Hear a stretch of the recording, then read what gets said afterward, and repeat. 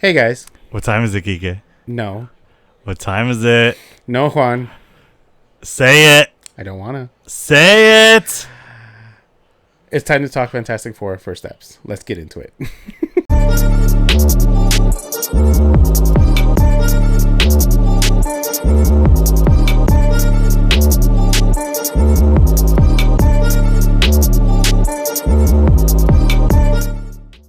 What is up, everybody? Welcome back to Till the End of the Line podcast. Your two favorite nerds here. I am the nerd with the laughs. Here with me as always. Nerd with the knowledge. That's right. We're back to talk Fantastic Four.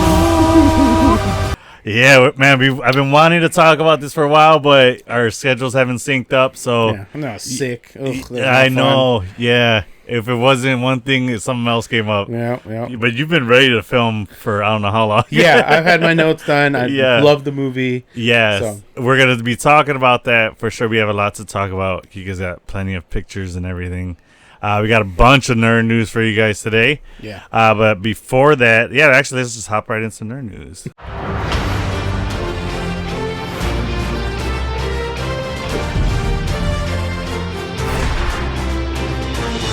All right, first bit of news. Cruella 2 is reportedly in the works at Disney. That's the Emma Stone who portrayed Cruella. What did you think of the first one? I loved it. Yeah, same. I thought really she did a great job as Cruella. Yeah. It was basically Cruella's origin, which was pretty cool to see. I would imagine Cruella 2, do you think it'd be the Dalmatian story? They set it up in the end of 1, didn't they? With Pongo getting... Oh, wait. Is Pongo the guy or the dog's name? Pongo's the dog's name. Okay. But he went to the guy, right? Mm-hmm. And then... the girl? Basically, the parents of the 101 Dalmatians got sent to their owner, right? I don't remember. Because she had the 3 Dalmatians, and one of them got pregnant, and then she gave those puppies to like her old assistant or whoever. It was the guy. Okay. And then another woman, which is the owner characters in the cartoon. Mm-hmm. At the end of the movie, Pongo and I forgot the mom's name. They got the female Dalmatian. Yeah. Perdita. I know it's something with a P. I knew that, but I was like Perseus or something like that. But no, that's the Olympian. It's Percy the Olympian. But yeah, they got sent to their owners, and that's how it ended. So I would imagine that the second one would follow. Maybe do you think they'll do the 101 Dalmatians in a Cruella movie? No, it'll probably just be the rise to her fame as who she was as Cruella, and see her kind of go more diabolical. And so, do you think that will end with Pongo and Perdita meeting? Is it Perdita? Yeah, Perdita. Maybe it ends with like Pongo and Perdita. We'll see them in the background walk by. We see them walking together, but then maybe they'll end up pregnant. And that's what I'm saying. Like that's how it ends with the setup for 101. Yeah, because that's a movie that Disney hasn't done yet, right? Live action? Yeah. No.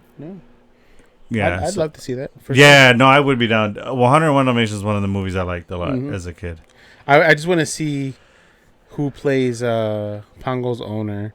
And I just want to hear him sing Cruella de Vil. Oh. Well, it's the guy that was in the Cruella movie. He's supposed to be playing Pongo's owner. Yeah, for sure. Yeah. Well, I mean, I don't know if that's who he would be playing in the movie adaptation of it, but that's who he is in this one.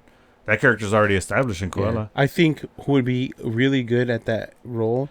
John Krasinski. No. What? No, I think Andrew Garfield. No. Because he's singer?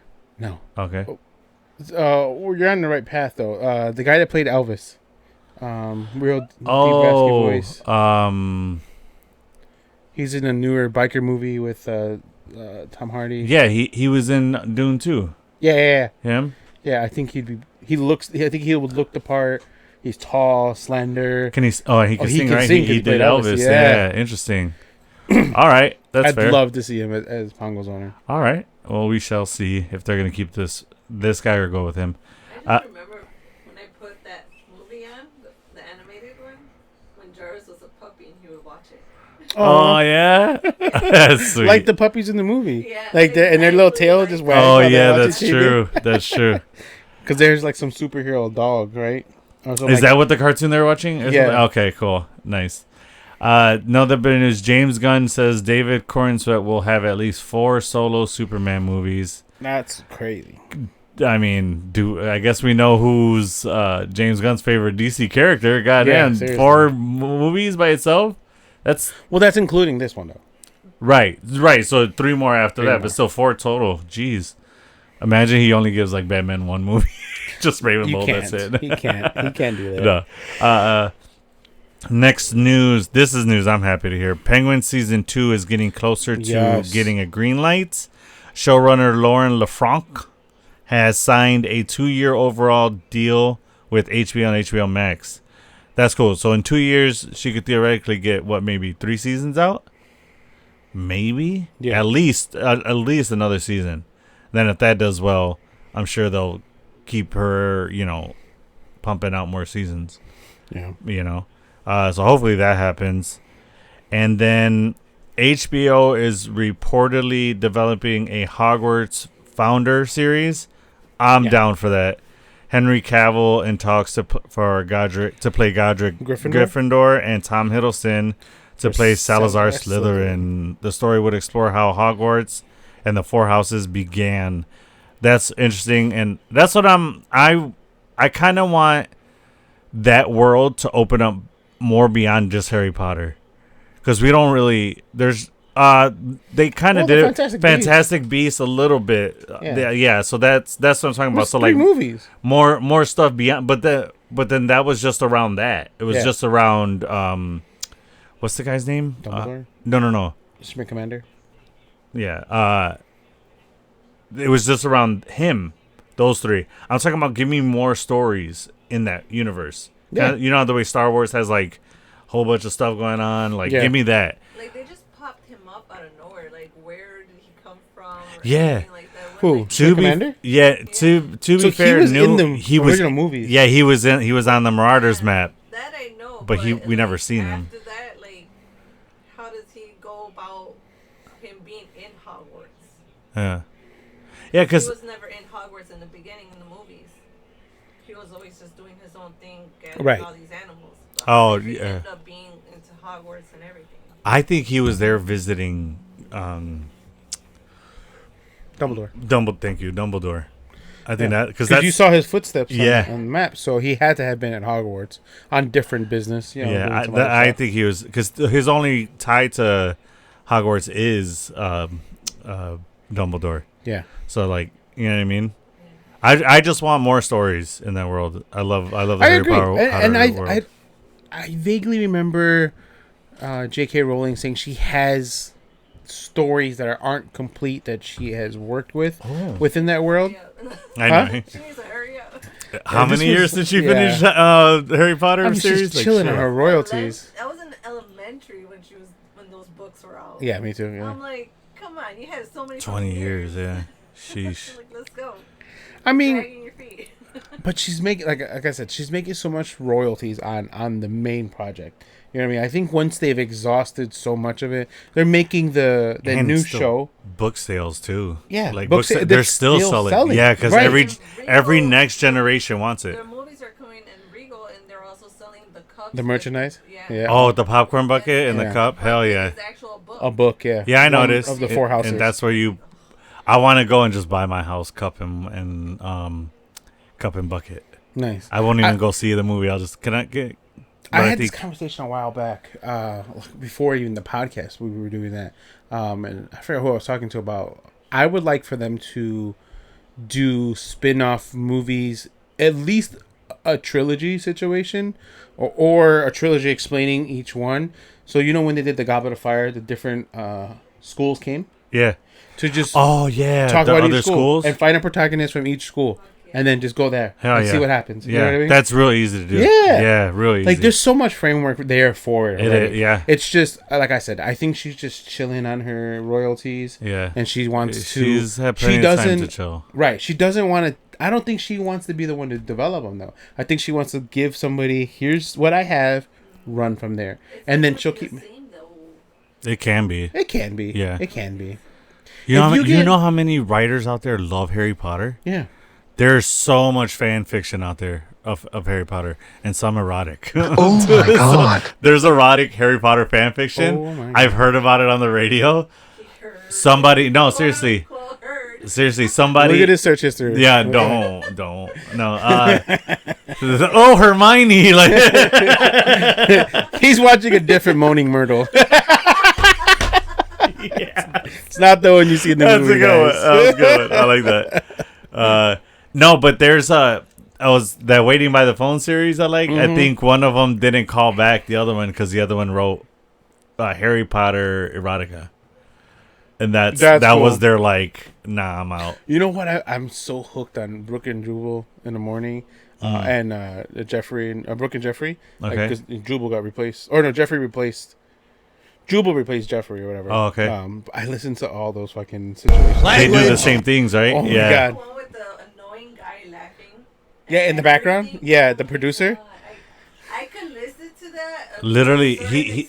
But I'm like, dude, that was not funny. And he literally says something after. Yeah, he literally says something after like every sentence they say. He says something, or like even in the middle. It's crazy. I think he says like he can't help himself. It's he maybe has a condition. Like he has to speak. Yeah. Okay. But the War of the Roses, Dirty Work Tuesdays, and then To Catch a Cheater. Those are the 3 segments that they do. Oh, I heard the one of their To Catch a Cheater. Like, it was good because the producer, yeah, because the producer like chopped up the conversation of the one. They asked them questions. Yeah, they asked them questions to get a specific response, and then they call the cheater, and then they have the cheater have a conversation with the recording. It is crazy, and then the person's like, I freaking knew it, blah blah. Yeah, it'll be like, hey, so I'm on the phone with Nicole, and Nicole said it was okay to talk, right, Nicole? Yep, sure did. And then she'll just play the recording, you know? Yeah, dude, it's crazy. I love the fucking show. Anyways, back to nerd. Yeah. Back to nerd. That's not news. But yeah, so another bit of news. This one's tough. Documentary about Chadwick Boseman is officially in the works. Prepare to have a box of tissues while watching that one because that's gonna be sad. I was talking to a colleague of mine, and I had said before this happened, I was like, man, at Chadwick's 10-year anniversary, so 2030, they should have something released at the 10-year anniversary. And I mean, if this is in works, I think it'll come out. It'll come out way before then. I think. I don't know. I think this is something that would take some time and not 4 years. A documentary, not 4 years. Documentaries don't necessarily they don't need as long as like a production. Right, but it's right now what it's saying is that it's in the works. It's in the works. Doesn't mean it's I have no idea what direction they're going in. Yeah. So once it gets greenlit, 2026. You know what I mean? Next year already. Yeah. You know, so maybe 2029. But I think there should be something or it released right before the next Black Panther movie. Like there should be some reason, there should be some big hurrah and some big movement on when this gets released and what's releasing around. Yeah. You know what I mean? Yeah. So he deserves that. Yeah, for sure. Next bit of news: Marvel Studios is rumored to be developing a Judgment Day project. So an Avenger level movie. That's what that. Now, do you know? Can you explain a little bit about Judgment Day? What that is? Because I'm not familiar with that. I haven't read the comic, but I know it's like that level of stuff. So. Okay. Is it centered around any characters? Everybody. It's like a Secret Wars style where it's a lot of people.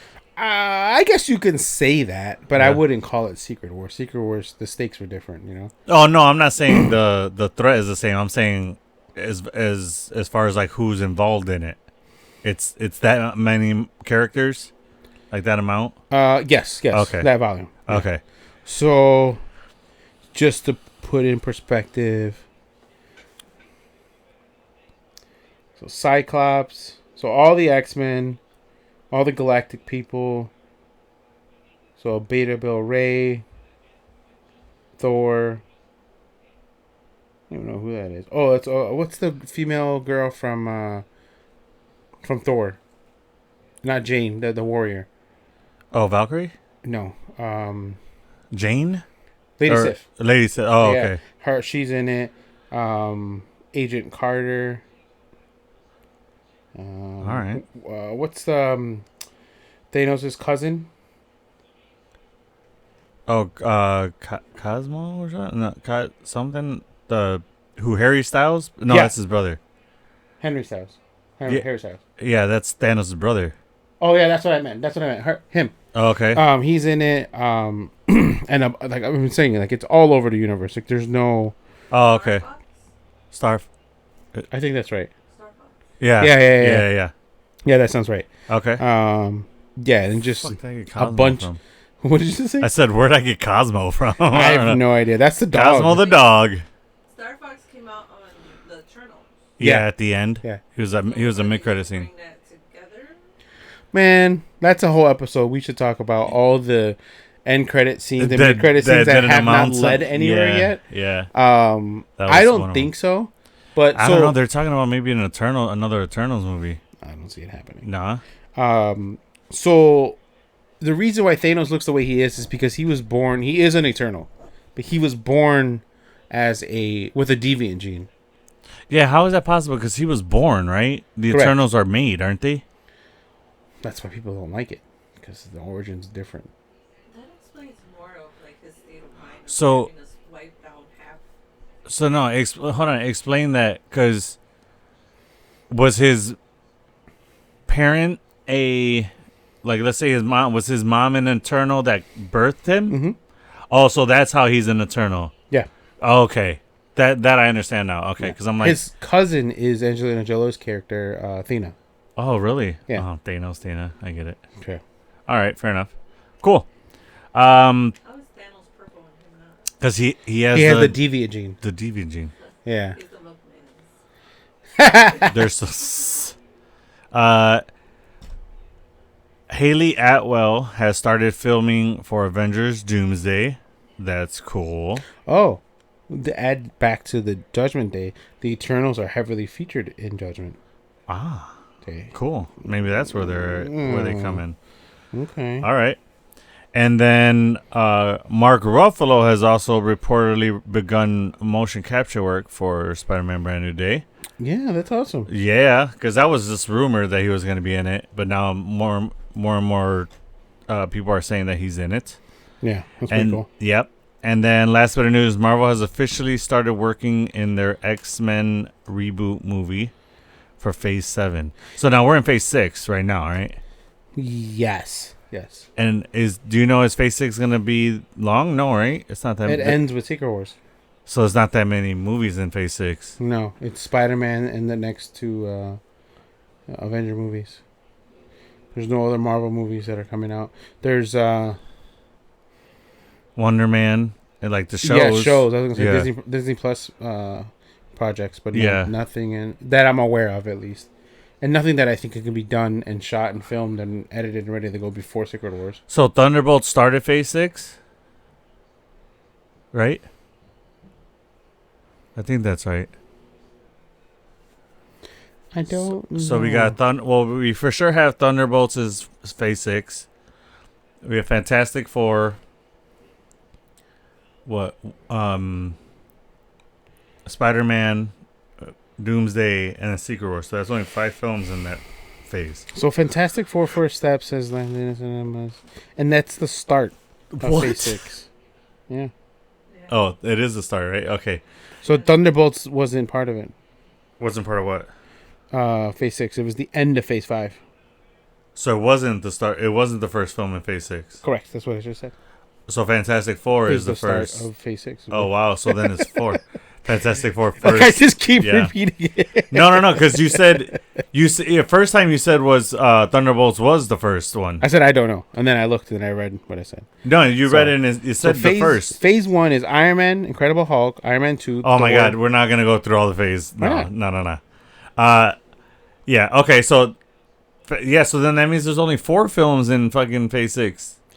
I'm scrolling. Fantastic Four, Spider-Man, Doomsday and Secret Wars. Films, yes. Yeah. Because Phase 5 started with Quantumania, and it ended with Ironheart. Oh. So Thunderbolts and Ironheart are part of Phase 5. What were you saying? Oh, because I'm looking at a whole different one. Oh.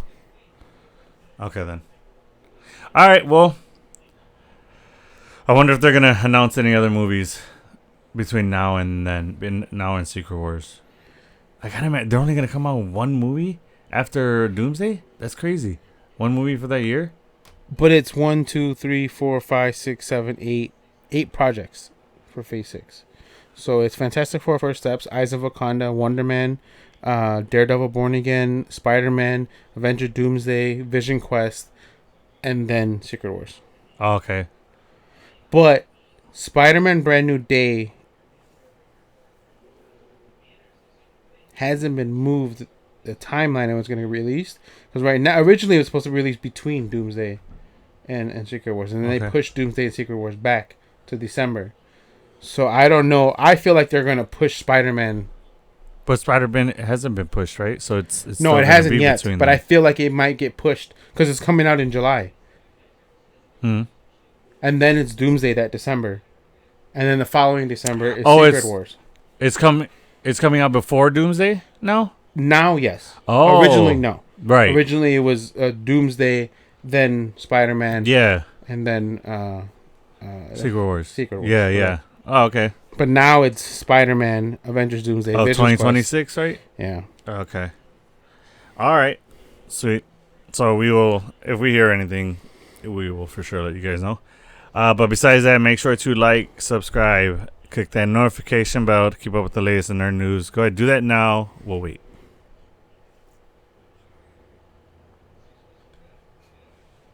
All right. There's plenty of time to do it. All righty. It's time for Fantastic Four. This one was great. I went and saw it twice. I don't know how many. I saw it twice, yeah. Nice. Yeah, I really enjoyed it. It wasn't what I was expecting. It turned out to be a different kind of movie, but I was still pleasantly surprised by. I still enjoyed the kind of movie it was. Focused around family, which is cool. I didn't expect them to have Franklin so early in the film. You think so? You thought? Yeah, I thought Franklin being born was going to be more towards the end, and then I started seeing the trailers, like the full trailer, the third final trailer. I was like, oh, they have him earlier in the film. I was like, okay. Yeah. But yeah, general thoughts of the movie for you. I liked it. I kind of expected it because if once it was released that Galactus was coming for Franklin, he wasn't gonna come for him in the womb. You know, like he was gonna come for the physical body of Franklin Richards. Because then he's just on Earth waiting, standing. Right, exactly. And I was hoping, and I'm not mad that they didn't, but I was hoping that there was a time jump, a little bit where Franklin was older. Like they did with the kind of the end at the end, scene. the 4 years later. Yeah. So I'm not mad that it happened the way it happened, but I wanted to see Franklin be a little bit more conscious of his powers versus the baby way it happened. That was what I first wanted. But after seeing the movie, I'm happy with the way it happened. Yeah. Yeah. So. All right, cool. So let's start it off. We kick off the movie reviews with our Infinity Stone rating first. So I will let you go first. What's your stone ratings on it? A 4.5. Okay, 4.5. Very nice. All right. That's cool. I like the movie. Pedro Pascal, he didn't do his normal suave guy. You know, he played Franklin Richards the way Franklin Richards was supposed to be played, and I really appreciated that. He didn't try to be this Rico Suave guy. Like I'm glad they didn't fucking do that. Yeah. You know, that was some of my my pushback. Your concerns about him, yeah. Yeah. I knew he's a great actor, so I know he has range. So I was like, all right, let's see what happens. Yeah. Because he doesn't have that suave guy in Last of Us. You know what I mean? So I was like, okay, well maybe he can pull it off. But can he do the nerd? Can he do the guy that always trying to go for the win and calculated risk apparently, but sometimes do some really bad risk. You know. Yeah. That's just kind of Franklin Richards' MO. So I think he did good. You know, the boys were fucking hilarious. You know, the Thing and Johnny. But Vanessa Kirby stole the show. She was my favorite absolutely. character. Yeah. Yep. I'm gonna give it 4 stones. Yeah, I thought it was a good film. I would have liked more action, if I'm honest. I felt like they shied a little bit away from that. Like the story was good and it held up, and like I guess more of this was them planning everything. But the fight against Galactus was pretty cool. You know, it's nothing crazy or special, but I thought that was cool. I agree. Vanessa Kirby, Sue Storm killed it. She stole the show for sure. She was definitely a dark horse. Like I didn't see her being portrayed like that, which was cool to see. I was really pleasantly surprised with Johnny Storm. I liked the way that they portrayed this. He wasn't your ladies' man goofball. He had some brains where he deciphered the message. I like that they still tied where he was the more connected to Silver Surfer than anybody else. And like they touched on his ladies' man thing, but very subtly. It wasn't like a shtick in your face. Yeah, well, it wasn't a shtick. It wasn't like it's his thing. But he don't look like Chris Evans. That's why. Yeah, but I mean, the Johnny Storm character. Yeah, the Johnny Storm character is still always a ladies' man. No matter how he looks, he's just always a ladies' man. The Thing, I thought Eban did a really good job as a Thing. His voice, like I hear that. You know what I mean? When I look at Thing, it matched. And his character too. He played it stoic really well, and you know, he played like the dad of the family really well, which has kind of always been the Thing's role. He's the one who's always like trying to take care of everybody in the family. Yeah. And last thing was Reed Richards. Yeah, I agree. You know, I'm a giant fan of Pedro's. I've seen like almost everything he's in, and I will say he wasn't a like, oh, this character was made for him kind of thing. Like he wasn't Chris Evans Captain America level like match. But I bought him as Reed Richards. I was like, okay, you're playing Reed Richards fair. Right. He played Reed Richards the way Reed Richards is in the comics. Correct. It was so cold and calculated. Even though he loves Sue, he loves Franklin, he loves Valeria. But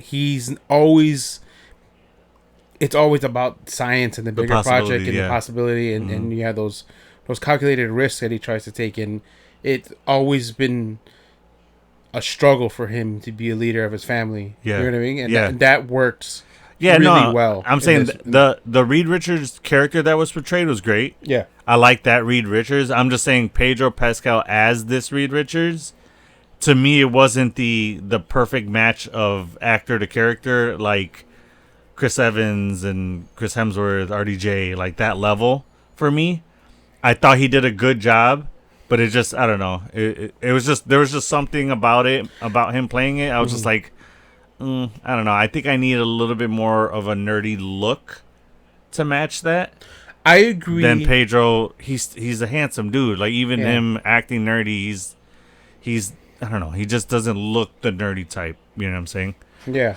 You're textbook nerd anyway. I hear you. I hear you 100% there. Because, like, it's the who's the better Spider-Man. Like, Tom Holland embodies both Peter Parker and Spider-Man exceptionally well. I think my favorite Spider-Man for sure is, like, my favorite Peter Parker is Andrew Garfield. And really? Yeah, he does the better Peter Parker than anyone ever. I thought he did the better Spider-Man than anyone. He looked it in the suit. He was long and lanky, and the quirkiness and like the. But he even had the attitude of Spider-Man really well, like the quips and stuff, and the way he acted. It portrayed Spider-Man better to me. I just like Tom Holland's Spider-Man the most. Right. I think like you said, he embodied the total character better. Yeah. That's another thing. Andrew Garfield's Spider-Man, I didn't get the loner nerd look from him. Andrew Garfield's another very handsome guy. So I'm like, I don't get that That's look of Peter Parker. Okay. Yeah, I think I think Toby looks more like Spider-Man. Andrew looks like Peter Parker.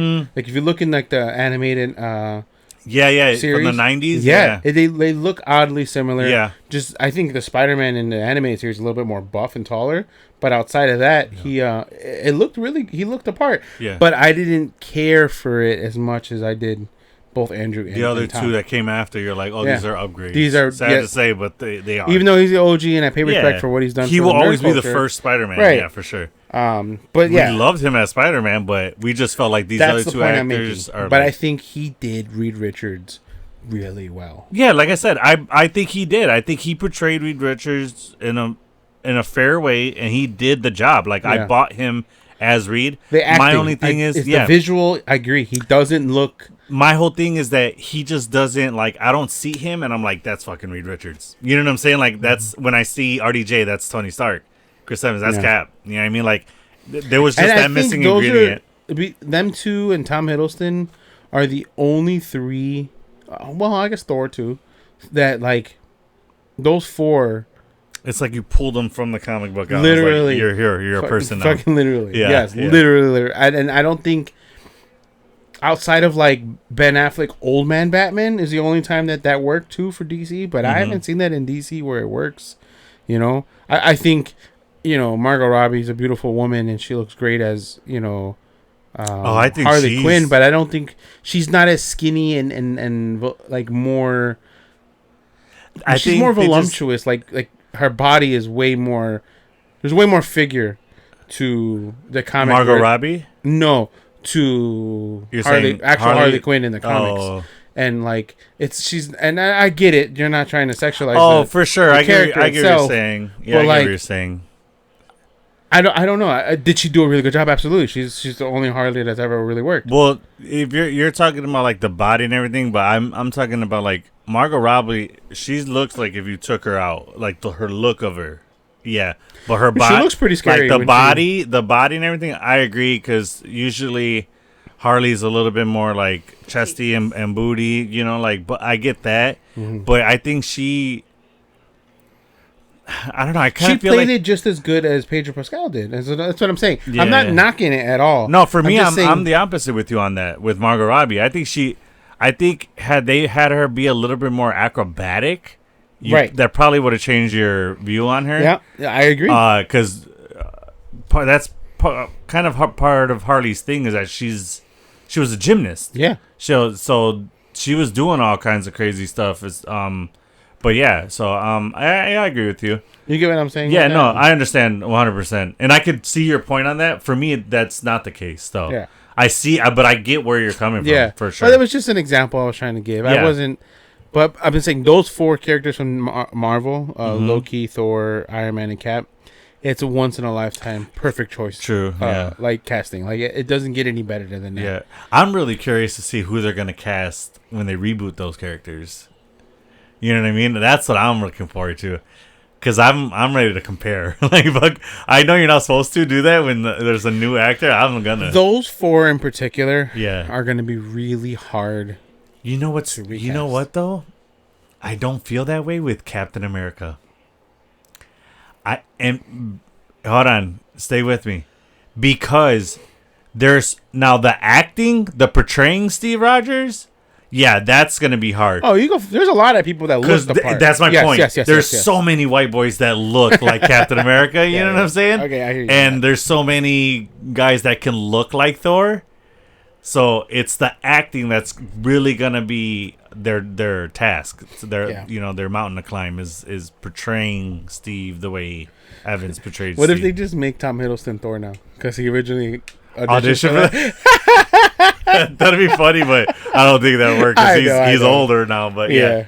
All right, so let's dive into this movie. I mean, the plot is, one thing I did like about this film is that they established the Fantastic Four. They gave us their origin without giving us the origin. Yeah. So like the they montage did it of all the things, but that was a lot of action in the montage. We got more montage action than we did actual action in the movie. Yeah, kind of. Yeah. But at the same time, there was never really the movie, just because it was like, what, 100 and an hour and 58 minutes, almost just under 2 hours. Yeah. But that's beginning to end, including credits.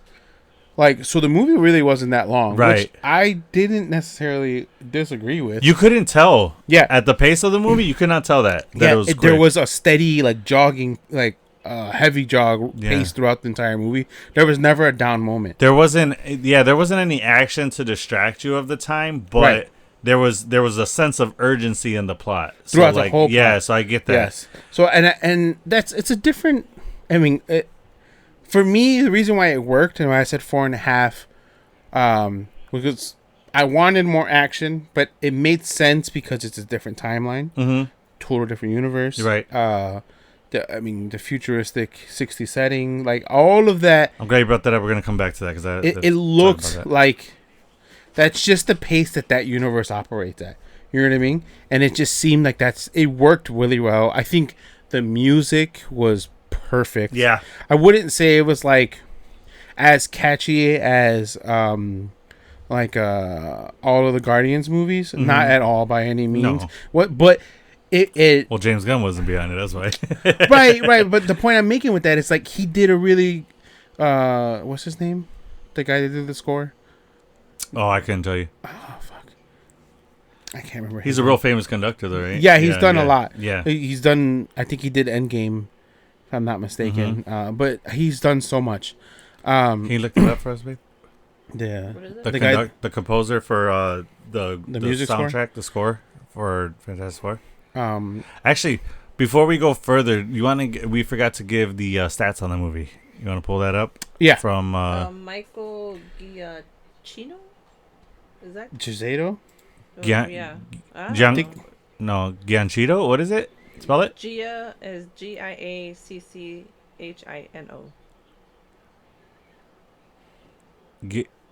Giacchino? Oh, something like that. Michael.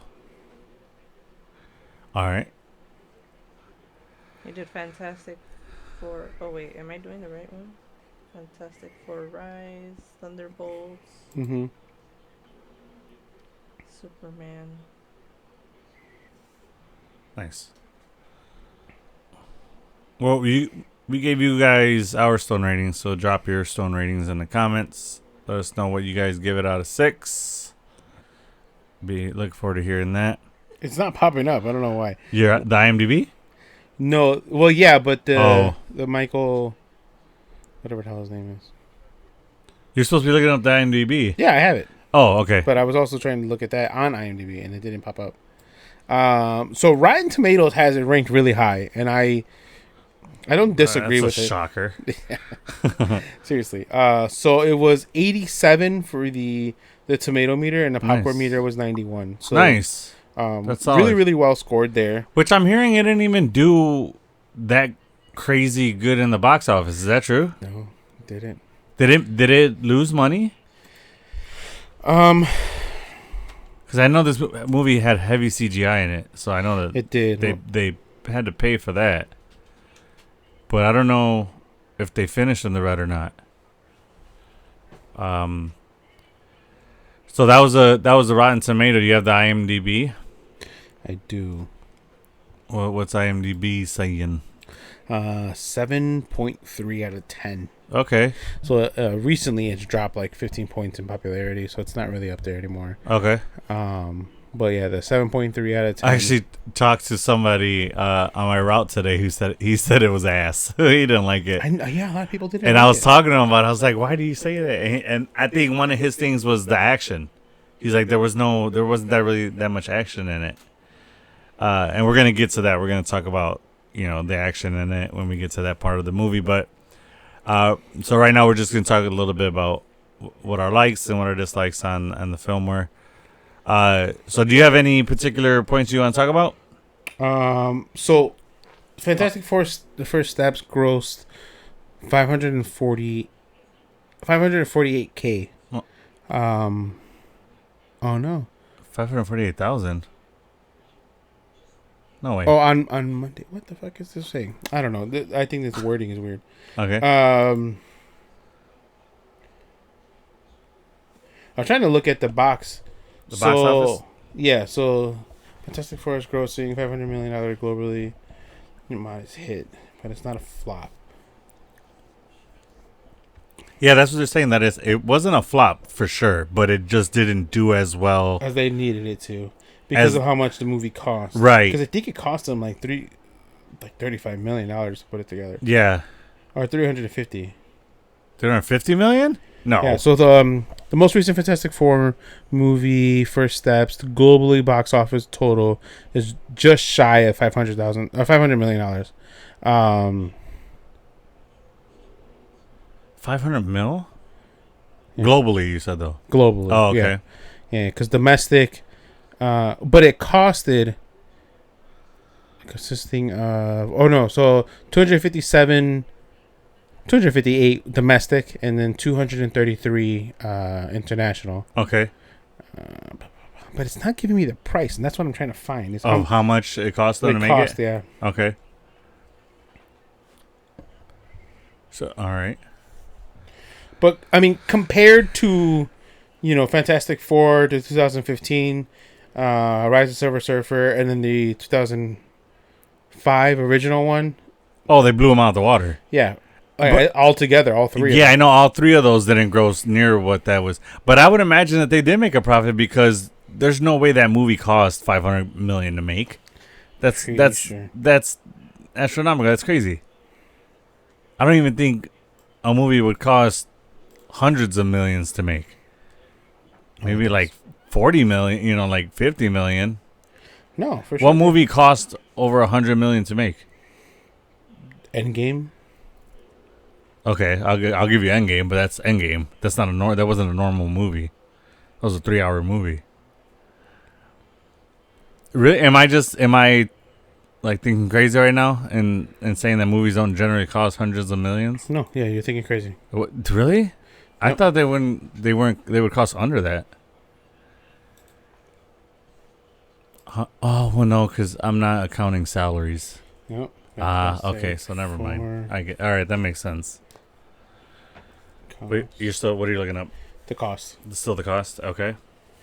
Oh, oh, wow. So the original one cost $100 million. Oh, shit. And that was in 2005. Oh, so that was, okay. Yikes. So imagine this one. That's a fair. Yeah, now I think about it. So it cost $200 million. So according to... So yeah, they made that back in just domestic alone. Yes. But that's currently what it's at now. Currently, what is that? It's just shy of $500 million. Right, that it made in theaters. Yeah. Right, so that's what I'm saying. They made their money back. They doubled their profit, but with marketing too, I get that. Like marketing adds, some more millions on top of that. But still, they still made a profit. That movie. Yeah, but exactly. So that's just production and how much it costs to make. So several reports, the movie production budget is about $200 million. I think it's what the. That's not including You have to make budget times that and a half. You have to make over what the movie costs to make back your money, like budget and a half, because you got to add more for marketing and all that. Mm-hmm. So okay, interesting. All right, so at this point, after marketing and 200 mil, they still profit at least 100 mil. But that to Disney, that's not. Oh, I know. Yeah, because they're fucking they're $1 trillion company. All the fantastic. I mean, all of the Spider-Man movies have almost hit $1 billion. You know what I mean? True. Yeah. It says here blockbuster films could go upwards to 2 million or even 4 million. What do you mean? That's how much it costs for major studio films. Yeah, it's only 2 million and 4 million. 200, sorry. 200. Oh, okay. Yeah. All right. Yeah. Oh wow. Yeah, I guess I wasn't thinking of like salaries and stuff like that. I don't know what I was thinking about. Pay them and everything. Some actors they get like 42 million around there. Yeah, some actors you don't want to know what RDJ makes now. At least when it's a Marvel Studios production, Jesus. Because I don't know what he got paid for Oppenheimer, but I know it wasn't near what he was getting paid to portray fucking Doom. No. When that Marvel Studios logo is above his contract, you're dropping bags. But all right, yeah. So what kind of stuff you want to talk about with we talked about the montage and the action in the beginning. You start with what you think you... Give me 3 points that you really liked. Besides the team. Yeah, like I said, the portrayal of Johnny, I enjoyed that. I enjoyed the pace of the film. I thought that was really done really well. I agree. What else?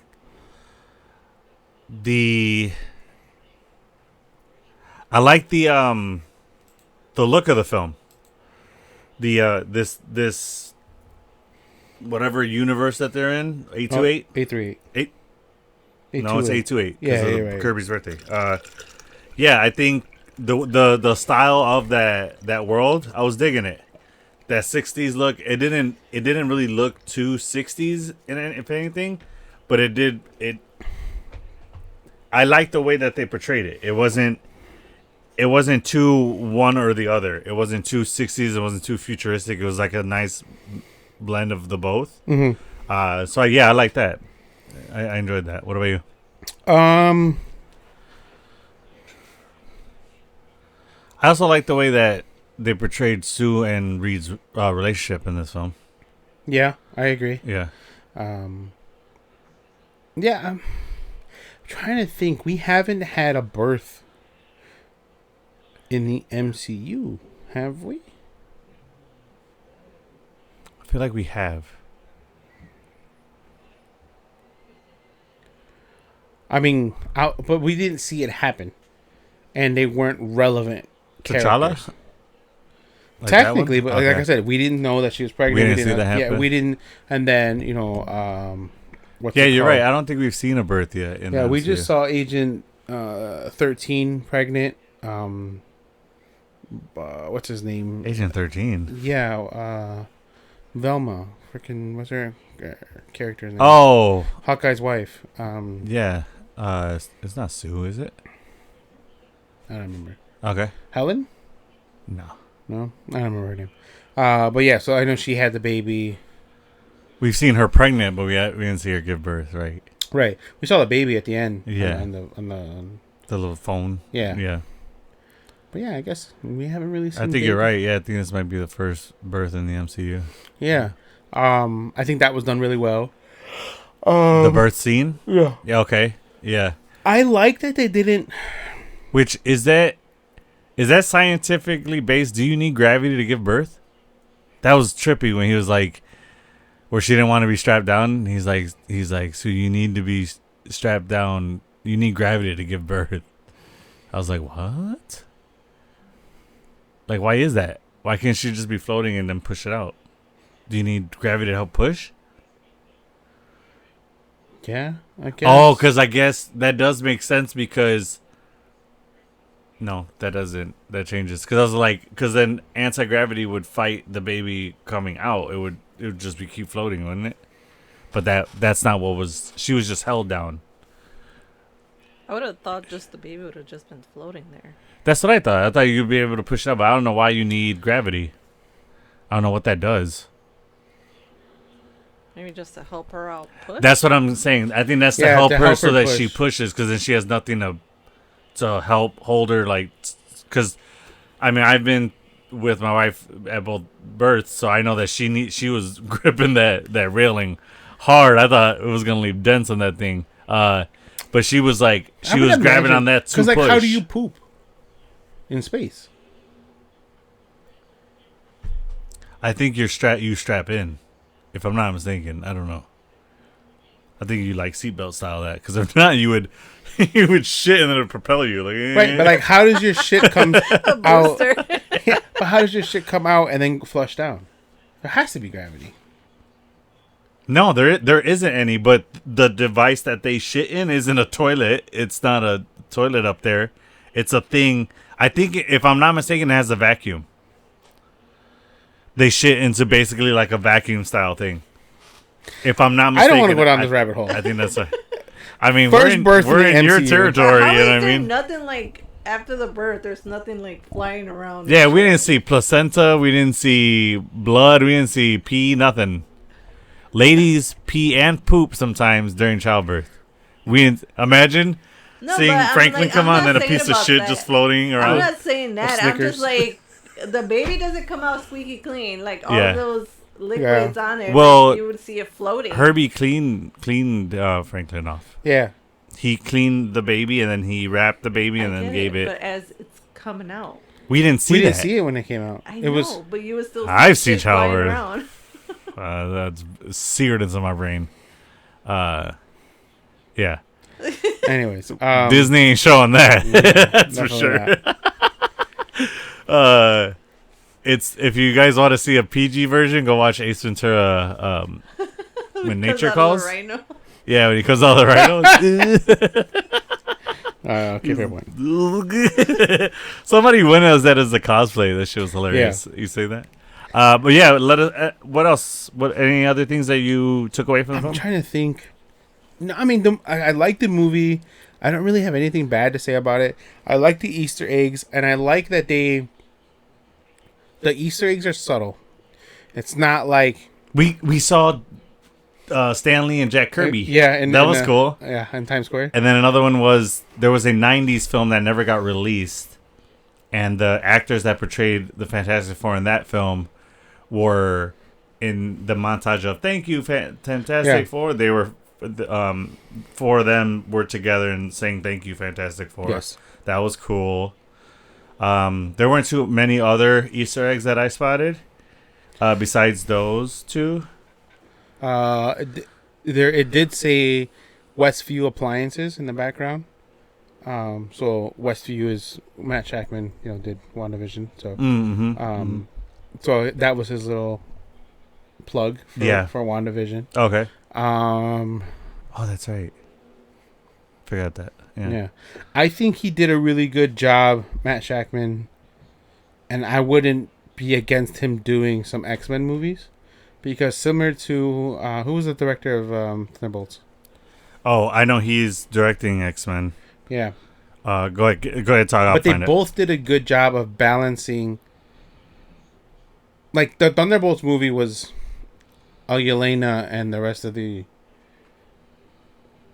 it was heavy on Yelena though. Like she was the star of that film, like the focal point for sure. And I don't think there was a focal point in this family here in Fantastic Four, and that's what I like, and that's what X-Men needs. Yes, X-Men needs to be a well balanced of the team, and I think if he were to do some co-directing or script writing, things like that, I would be okay with that. Yeah, I agree. It's hard to say that though without knowing what kind of story the X-Men is going to be told, because like we've seen in the past, it's been a Wolverine and X-Men story kind of, and you've said this before. It was right. That's what we don't want. So we've seen that. So it's hard to know what story they're going to tell. But whatever story they tell, they've got to do it as a team base, not as a solo characters. Like I would say the way to do it is if you're going to focus on people, give the right amount of time to each each person. So like if you're going to give 3 scenes to one character, you got to give 3 scenes to another, 3 scenes to another. You know what I'm saying? Like, I don't know if you can definitely split it up evenly like that. But it can't be drastically where only one person gets way more scenes. Right. I think the only person that needs to get more the only 2 people that need to get more screen time would be Cyclops and Jean. Cyclops and Charles. Okay. Xavier. Okay. Because they are the leader of the teams. One's the physical, in the field leader, and the other one is the emotional and the brains behind the team. Oh, okay. You know what I mean? And they have to be the focal point. I want them to go with the OG X-Men lineup where it's Beast, Iceman, Wonder Girl, which is Jean Grey, and then Cyclops and Jake Schreier is the director of Thunderbolts. He's going to be directing Schreier X-Men. or Schaefer? No, Schreier. Oh. Yeah. Yeah. So I would, I that's what I need for X-Men to happen. The original team, the first team that Charles leads, not the one we saw in X-Men Future Past and all that stuff. Like, no, a new team, established. You know, they know their mutant powers. So who are the characters that you named that weren't a part of that? Weren't or were? That so the weren't. team is Archangel, Beast. Well, actually, no, it's Angel. He's not Archangel yet. Archangel's when he's a horseman, right? Right, but then he keeps the power. Yeah. And then he dons the name Archangel. So Angel, Beast. Yeah, we haven't really seen a team where Angel's on it. An X-Men team. Not as a good person, right? Right. We saw Angel 2 different times, but none that were worth looking at. Yeah. One was a horseman, and one was like when he had the white wings, and then, which is more comic book accurate. But he cut him off and shit, and that was okay. Oh my god, that was horrible. Yeah. So anyway, so Beast, and this is before he still has like big fugly feet, big hands, but he hasn't beasted out completely. Oh. So he's still humanoid but bigger. And so he hasn't turned into blue fur. Like a hairless cat version of Beast. Kinda. Yeah. So yeah, Beast, Angel, Cyclops, Wonder Girl, and Iceman. Oh, okay. Those are the 5. So Wonder Girl is Jean Grey. Yeah. Iceman is Bobby Drake. Yeah, I think that sounds right. Yeah, it's Bobby Drake, and then Scott Summers. Jean Grey. I said Jean Grey. Okay. It's Angel. I don't remember what Angel's real name is. I don't know his real name either. And then Hank McCoy. Yeah. Beast. Those are the original 5. Okay. The first team of X-Men. Storm comes later. Well, oh, you're right. You're talking about when it's like when he had that picture of the X-Men where they're the in 97? Yeah, where it's the big X. So that's who that big dude is? That's Beast before he got the fur? Yeah. Oh, shit. Okay. I always wondered who that was. Okay. Interesting. That's what I want to see.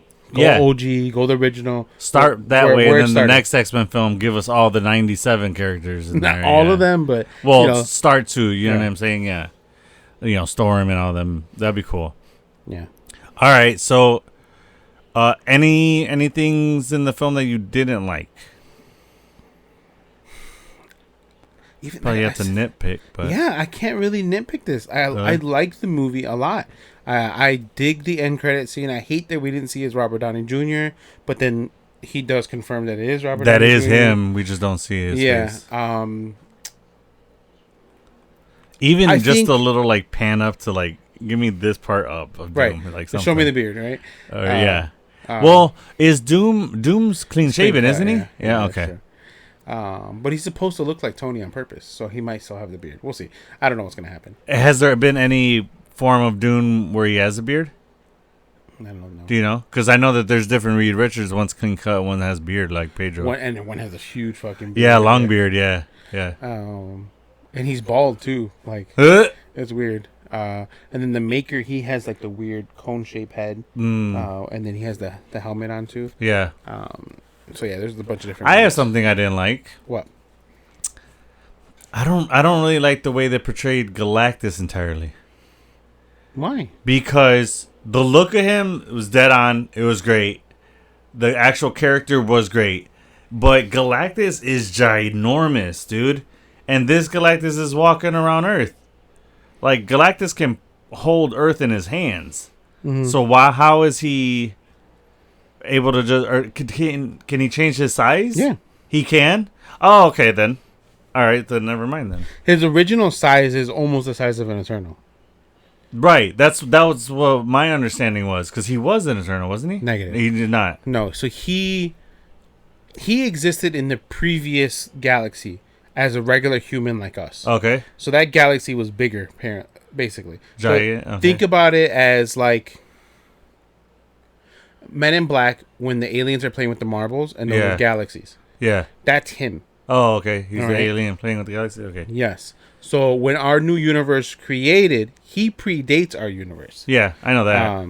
It was like 14 billion years ago. You know what I mean? So he was a regular sized person in his where he came from. Yeah, but then when the big snap happened, or crunch they call it the big crunch, right? What, the Big Bang? No, the big crunch. So the big crunch is when one universe dies. The Big Bang is the birth of a new universe. Oh, okay. All right. Those terms. I've never heard that term before. The crunch. I've never known that there was a term for when a universe dies because I've never known of a universe to die. Pretty sure that's what it's called. Okay. We'll go with that. And so when the big crunch happened, he survived and was given this power, cosmic.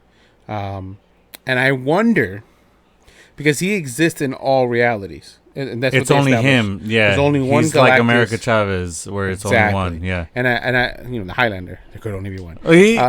But no, I like that. It's a different twist. That way, we don't have to have the cop out of like multiple Galactuses, and it left him to still be a looming threat in the future once this whole universe gets rewritten.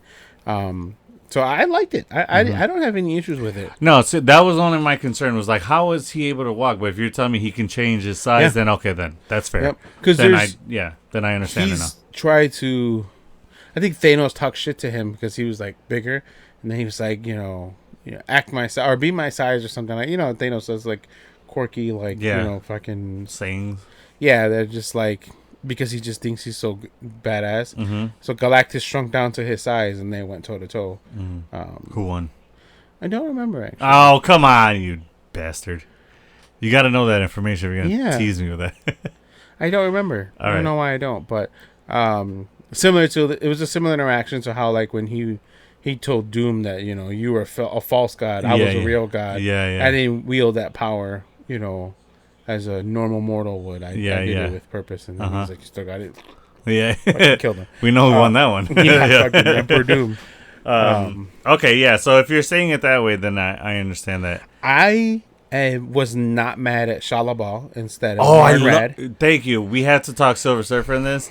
Shalabal killed it, dude. Yeah. Julia Gardner killed it as Silver Surfer. Shalabal. Thought she did a great job. I enjoyed the interaction between her and Johnny because they always have. Johnny is always the most connected to the Silver Surfer in every aspect. Well, in the movies. The movies, yeah. I think in the comics, I don't know if they have explored that. I really don't know, but it works. I don't have an issue with it. Yeah, I like it. Like I said, I mentioned before, I like that he was the one who, decrypted her language. And kind of learned it. He actually spoke it to her, which is cool to see Johnny using his brains. She killed it, man. She did a really good job. I love that scene where she comes in and saves not saves Johnny, but stops Johnny from sacrificing himself. So that she can do it. I thought that was dope. That was pretty on par with a Silver Surfer. That's something they do. I was pleasantly surprised with. Paul Walter Hauser and his role as Mole Man. Yeah. I think that was pretty cool. Yeah, the whole bit when he comes into the Fantastic Four building. And he only talks to Sue? Yeah, well, no, just the shit talking back and forward. Where he says something and then Johnny gets mad and he goes, hey, I didn't make you wear it. Like, he's like, yeah, I did like Mole Man's character. I would have liked to seen a little bit more of like how they stopped him. In the beginning, that was another quick montage piece. Yeah, because that was part of the whole TV show that they were going on, and he said that they stopped Mole Man. I like how they brought him back, his storyline back in to where we actually get to see Mole Man and them interact, and all the people go down for safety. That's another thing, is that this was like practically thought out. So like. In any other time, any other Avengers movie, any other MCU movie, there's people, civilians dying or in the way and blah, blah, blah. Fantastic Four was the first one to be like, hey, we got to get these people out of here first before we do anything. And they took them down underneath. I like that the Future Foundation is like a world peace organization. Thank you. Organization. And I love that Vanessa Kirby's Sue Storm is the one leading the charge at it. Mm-hmm. She's like this powerful woman, almost given like Pepper Potts feel. You know what I mean? Like like being in charge of it, business. Yeah, I love it, and I think it's cool that they were able to do. There's no like. She's not just a housewife mom in the film. Yeah, and there's no wars going on. There's no military presence all over the world. Yeah, like they're the protectors, and there's literally peace on this earth. Yeah, that's crazy. Especially at the end where they all, because there was still conflict between countries, but this is like the first time where the entire world united, which is crazy at the end. And we gotta talk about the Doom scene where they at that World Summit or whatever. They pan over and Latvia's seat is empty. Yeah, and that's Doom. Yeah. Any explanation or theories as to why you think he wasn't there? So I think they showed that to establish that Doom exists. Mm-hmm. Why Doom was never expressed or said anything about him in it. And that's the point that still stumps me. Yeah, I wonder how. Yeah, why didn't they have Reed talk about him at any point? There's so much story building in this film. Why do you not establish that you have a relationship to Doctor Doom, especially when Doctor Doom and Fantastic Four are probably the most tied together? Yeah, you know what I'm saying. So like, how are you not setting a seed? Especially if we already have Doomsday coming out. Yeah. If we didn't have Doomsday already coming out, we didn't have a Doomsday actor already, I could understand why you're not saying anything yet. But like, so the only theory I feel, I think. So I had texted you earlier about Invisible Woman, Vanessa Kirby, in an incursion event. Yeah. I think what is going to destroy their universe isn't Doom. He's trying to protect it. And I think that's why he's there for Franklin. Franklin Richards can rewrite reality and do all that fun, all that amazing stuff. And that's the reason why he wants to protect it, because of Franklin's there? He wants to save it. He wants to rewrite reality so that the incursion isn't happening. I think Sue was supposed to die. Oh. And that was the incursion. And so she's living, and that was the beginning of the deterioration of that universe. Okay. Interesting. And I don't think Franklin was supposed to save her. Okay. And I think Doom has figured that out. Why is my universe dying? What's going on? So the same sound that happens, and I only caught this the second time, the same sound that happens when he puts his hand on her and brings her back to life is the same sound we hear when Doom appears at the end. And at first, the first time I heard it, I thought it sounded like King's or Reed Richards in Multiverse of Madness, John Krasinski's, that portal. Oh, yeah. I thought it was the King or Reed Richards portal of them teleporting in. And then when I heard it the second time, I was like, that sounds like when... And I haven't really dug much to like listen to it. But for me, it sounded oddly similar to when Franklin revived his mom. And I think it was the same sound that Doom made when he came in. So I think he already possessed the power cosmic. Who? Doom. Oh, I think he arrived there and has reality warping powers, and he's there for Franklin to use him also, and to have him, both of them, like use their more powers. Power. Yeah. I don't think he's gonna kill Franklin or try to take his power. I think he's gonna want to manipulate and use him. Why is there a comic line where he goes to kill Franklin? No. Oh, okay. But he does take the power of the Beyonder. That's how he becomes God Emperor Doom. He takes the power from Franklin? No, he takes the power of the Beyonders. Oh. So same reality warping. Yeah. All of that. Okay. But I think he might have taken it from an alternate reality Franklin. Okay. Or he got the power cosmic by defeating all of the kings. Yeah. Something like that had happened, but I think they both possess the power cosmic, and I think that's why he's holding Reed Richards or Franklin Richards. It's touching him. Is holding him like that because they see it in each other, and it's the same connection. I feel like that Galactus had when he looked at Franklin, because they both had the power cosmic. Oh yes, that's where I think that connection. Yeah, that's that makes where sense. I was leading to. Yeah, you know. So I think he has that power cosmic already. Yeah, I knew there was something with why he's touching his face. I get that. Yeah, because he had a look. Franklin had a look in his eye, like he was looking at him for something else, not just. And it wasn't fear. It was more of a familiarity. Yeah, you know what I mean. Yeah, and it wasn't. It definitely was not fear, and it definitely wasn't like a shock of any sort. Yeah. Like it was. So that's my theory. That's what I'm thinking. Okay. And I think the incursion event was that Sue was supposed to die. Interesting. And Franklin was supposed to be. Or maybe the incursion is that Goliath was supposed to take Franklin. Galactus. What did I say? Goliath? Galactus. Yeah, agreed. Galactus maybe was supposed to take Franklin, and that's the incursion. Right. So that they beat him and he didn't win. Right. So he was supposed to win. Sue Storm was supposed to die. No, that's my thing. Is maybe that whole scenario just maybe it plays out differently where he gets there and just takes Franklin, defeats the Fantastic Four, doesn't kill them, just defeats them and takes Franklin. No, maybe that's the incursion. My thought was that she was supposed to die and then he was going to come and eventually find a way to get back and then get Franklin. See, you had mentioned that when we talked. He can't find his way back because that's the whole point of them defeating Galactus is that they put him in a part of the universe where nothing else is around, and he's without a ship, so he can't move around. He has the power of cosmic. He'd figure it out. How though? I mean, I know he'd be low on fuel and power and whatnot, but he survived 14 billion years. He's gonna figure it out. Yeah, he survived 14 billion years eating planets in his ship. You know what I mean? Like he's not gonna die. He's stranded in the middle of like basically the Pacific Ocean. Something's gonna happen. Some type of conduit. Some type of conduit. Some type of energy source. Whether it's like, a real cosmic cube versus the Tesseract. Originally was based off of the cosmic cube, and not it be actually an Infinity Stone. Or do you think somebody goes looking for him, or maybe you think he uses Silver Surfer to get out of that because she's in there with him? Yeah, I mean, there's so many options to him not dying. Okay, you know what I mean.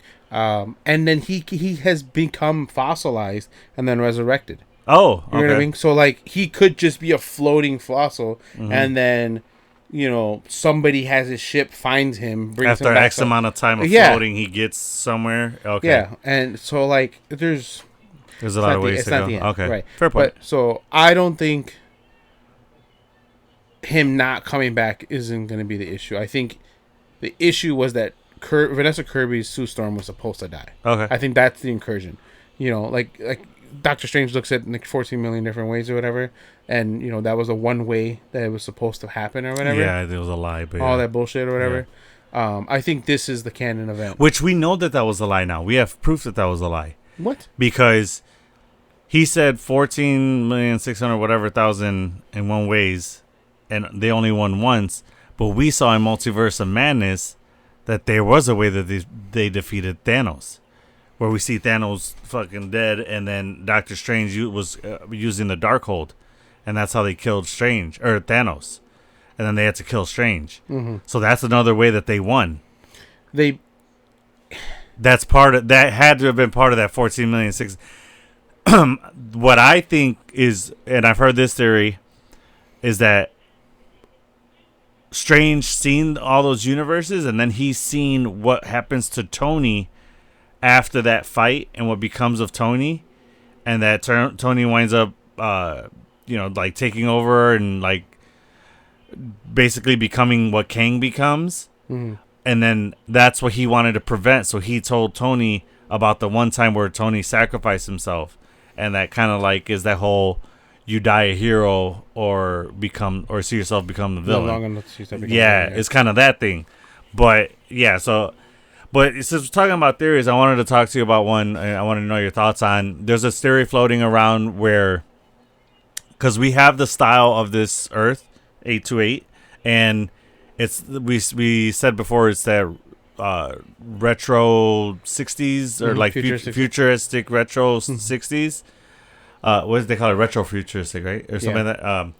So if you look at it, and a lot of Reed's gear and tech is very TVA similar. So there's this theory floating around that Reed Richards is the one who actually set up the TVA, and that Kang came in and took it over, and then established himself as being the one who came up with the TVA and is guarding TVA and all that. What are your thoughts on that? Do you think that that's possible? Well, Kang is a descendant of Reed. Correct. He is a descendant, but Reed Richards is, what I'm saying is Reed Richards is the one that established TVA, not Kang. No. I don't think that's fair. No? No, it doesn't check out, because Kang was always the one that created the TVA. Okay. And the TVA exists in its own pocket reality outside of time. Time doesn't flow through there. But there's also a lot of talk about Reed Richards discovering that there's a pocket reality and he does. He has what Superman has is it called the negative zone, right? Phantom Zone. Phantom Zone, right? I think there's an. Oh yeah, that's what it's called for Reed. Reed has a negative zone, and where he goes and they put themselves in there when the incursions happen to give themselves more time to figure out what the fuck's going on, like how to save themselves. So that's something he's done before in the past. Now that's not similar to the mirror dimension, right? No. Okay. The mirror dimension is still on this. Still in the reality, yeah. Yeah. Just a different dimension on there, really. Correct. Okay. Correct. And it can be broken out of. Similar to how Strange did, or Thanos did. He broke it. Remember? Oh, he did. I was gonna say Wanda did, but yeah, same. Oh yeah, she crept out the fucking creepy way. Yeah. Okay.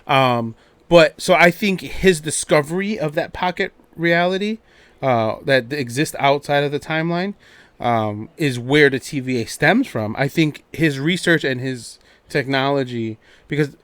So you're saying he discovered it, he didn't establish it. He didn't establish the TVA.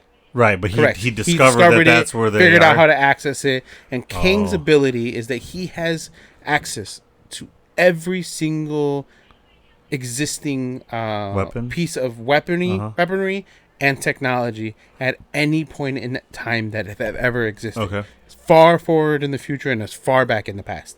So he has access to every single piece of technology that has ever existed. Okay. Created by any human being, any alien, doesn't matter. Okay. So that's where the TVA stems from. Okay. All right. Yeah, I mean, I heard that theory. I just want to get your thoughts on it because I didn't know how possible that is or if there's a hole in that plot. I hope they don't. I want them to create that zone and focus that pocket reality that Reed Richards does for the Council of Reeds. I don't want them to use it for anything else. Yeah. Could the technology and the information of how to access another pocket reality outside of time and that stemmed from there? Yeah. But I want the Council of Reeds to be a thing. I want to see Miles Teller. I want to see John Krasinski. I want to see so all of them. Yeah. It'd be so fucking dope, And it's kind of like that whole where it's not really like a living. It's not like I don't know. It's kind of like outside of time and space and everything, where it's just a pocket where it's not. There's no resources or anything. It's just plain. Yeah. Like a big white room kind of. There's half of them are there with fucking infinity gauntlets with all of the stones in them. Right, yeah. It's cool, dude. It's really dope. Yeah. No, that's literally what they do. No, I'm saying that would be cool to see, yeah. I want to talk a little bit more about Franklin. So there's a really cool part of the movie where Reed is monitoring the baby, making sure he's okay, trying to see if his vitals are good and see if he's going to develop powers or not, and everything's coming up negative for him, that the baby's fine. And then Sue kind of relaxes him, and she turns her belly invisible. Sandy said she's like, I'd do that shit every fucking day for us. Seriously, yeah. Every fucking day. Yeah. She's like, I'd see the baby every second I wanted to. Yeah, producer, what do you think? Would you be doing that too? Yeah, hell yeah. I'd be like, I want to see the baby right now. I'm like, but good morning, good night. Yeah, that was pretty cool. I really enjoyed that part. Chi-Chi time, tell me about I'd be fucking all into it, bro. Yeah, that absolutely. was cool. And then we found out another thing. So after all those tests were coming up negative, turns out it was baby Franklin tricking the because he has no way to scale the test. He was tricking the test to say negative. Meanwhile, so I wanted to talk to you. So we find out that he chose to be a mutant. Correct. How does one do that if they're not mutant? Because he has power cosmic? Yeah. Oh, okay. His reality warping powers are beyond any comprehension of anything. What type of mutant does he? What is he then? What does he choose to be? If he already has power cosmic, what is his mutant ability? The reality warp. Reality warping. So what is power cosmic then? Because power cosmic is his ability to. It's just God level power. I don't really want to explain it. Is it so that he's connected to the universe in some way? Yeah. Okay. And similar to how Galactus is, because they both collect. And Silver Surfer, he's so powerful because he has a piece of the power cosmic. He's not. His power comes from the power cosmic. Silver Surfer? Yeah. Okay. Yeah. So he was given that power and made a herald and given part power cosmic. And he has a fraction of it. Oh, okay. Versus their beings that are consumed by Yeah. By the power of cosmic, and then he made himself to become an Omega level mutant. Sweet, that's cool. That was really cool. I was like, "Damn, he chose to be mutant. That's dope. That is pretty cool. That's pretty cool." That's something newer that I found out. I didn't know that was the case. I always knew he was an Omega level mutant. Yeah, but you didn't know that he chose to be a mutant. That's pretty sick. That's pretty dope. Obviously, I mean, I don't think I need to ask a question, but would you choose to be mutant? Yeah. Hell yeah, right? Hell yeah. I don't think anybody would choose not to. Like, yeah, you go through all the BS that you have to go through as a mutant with, humankind, but still. So yeah, that was pretty cool. I liked seeing that, like that whole. I saw him bringing his mom back to life. I seen it coming. How? When I seen that she was dead. When she was dead. Yeah, when she died, I'm like, here goes Franklin's gonna show his powers. Boom, and then he did. Let's talk a little bit before we wrap up. Let's talk a little bit about the finale fight scene. One quick thing I did like. I thought it was cool. Like they really did a good job of telling everything in this story, even down to Herbie. So it was cool how like when they went into space to go talk to Galactus, how they switched out his little cassette and then put space. So that his protocols are space protocols and stuff. I thought that was really cool. Yeah. That was something that was not necessary, but they still didn't. Yeah. They took the time to tell that little part. It gave me when Tony uploaded his new AI for Friday. Dude, we're here. Yeah, that's exactly what I saw. I saw when he switched from Jarvis into Friday. Well, he didn't switch from Jarvis. Well, Jarvis was gone. Yeah. But that's what I meant. Like I meant when he switched his protocol system, his like system from it was Jarvis and now it's a Friday. That's exactly like when he was looking for the little chips and stuff like that. Yeah. Or Big Hero 6 when he changed it, puts the Kung Fu one in there. Yeah. Oh yeah. That's exactly what it was like. So I thought that was cool. So let's talk about this final fight scene. So before we go too forward, I have some power sets of Franklin. Okay. So I know you were asking. So reality warping is his core power. Mm-hmm. At his core, Franklin Richards can bend reality at his own will on a cosmic scale and can create his own pocket dimensions and universes. Okay. He has psionic powers, telepathy, and telekinesis. Uh-huh. And then he also has matter manipulation. And then he can see glimpses in parts of the future. Oh, sick. He has energy projections, so he can, throw cosmic blast. Mm. And then he is beyond an Omega level, actually. Oh, so shit. He's made himself beyond Omega level. Well, yeah, because he's power cosmic, yeah. Correct. Yeah. Did you say matter manipulation already? Yeah. Okay. That's what you're talking about. He can throw? No, that's energy projection. Oh, okay. So matter manipulation, he could, like, switch up objects, control right? Like atoms. He can turn diamond into like liquid and all that. Yeah, he control atoms at a subatomic level. Yeah, it's crazy. So I would say, can he access the quantum realm? Yeah. Oh, sick. I'm sure he can. If he can alter reality and create pocket dimensions, yeah, I'm sure. I would imagine. Yeah, right. That's cool. All right, sweet. So he can reshape objects, transmute elements, and even form cosmic level force fields. That's crazy. So this is one character that I'm really looking forward to seeing as like an adult in this MCU. Mm-hmm. I really want to see what they do with Franklin. I have a small theory. What's that? And I hope they do it.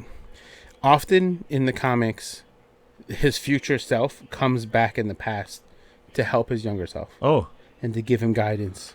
Spock style. Yeah. Okay. Yeah. And at one point he becomes essentially Galactus in the that universe, I know. And Galactus becomes his herald. Yeah.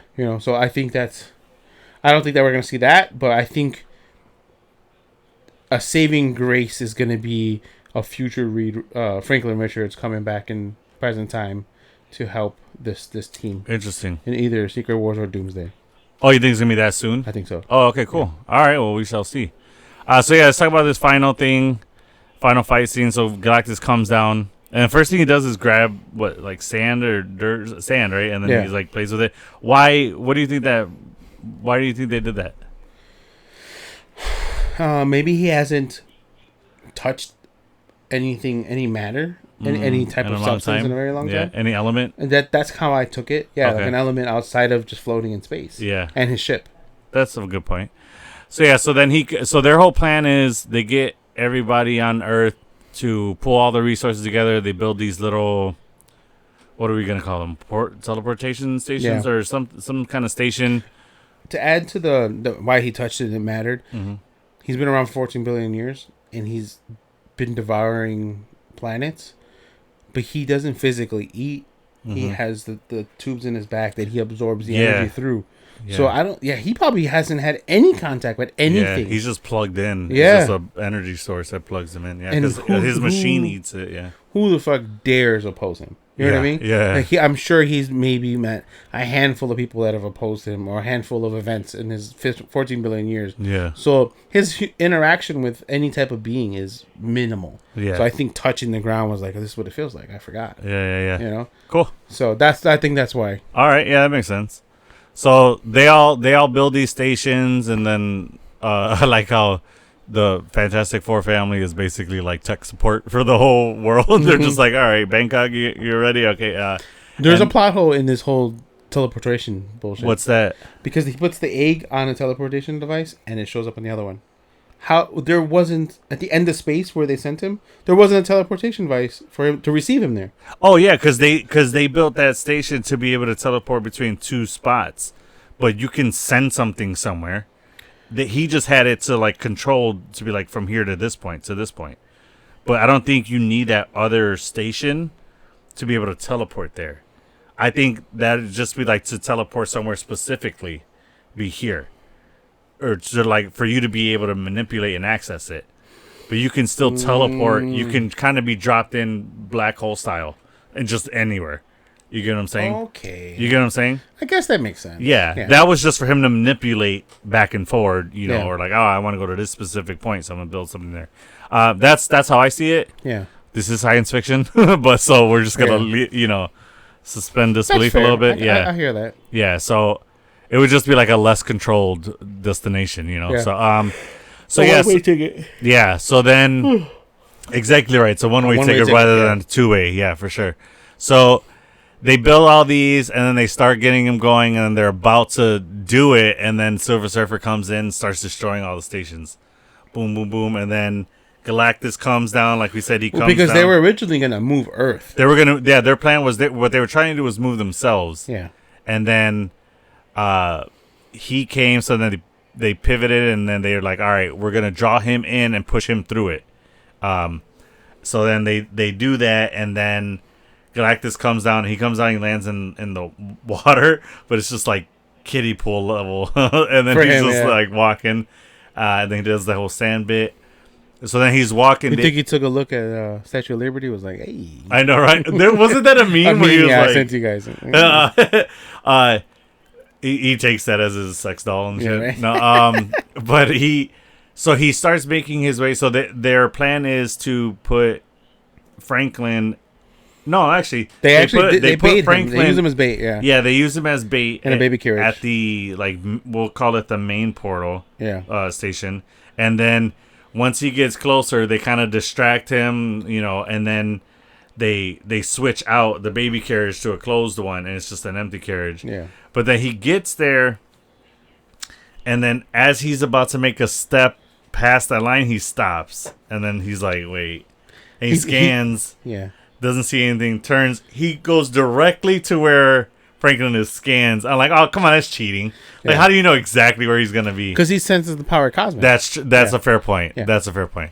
So then, he does that. I would have liked for them to drag that on a little bit more to where, like, before him stepping there, maybe he puts one foot in it, grabs it, and sees he's not in there, and then just be like, oh wait, and then finds him.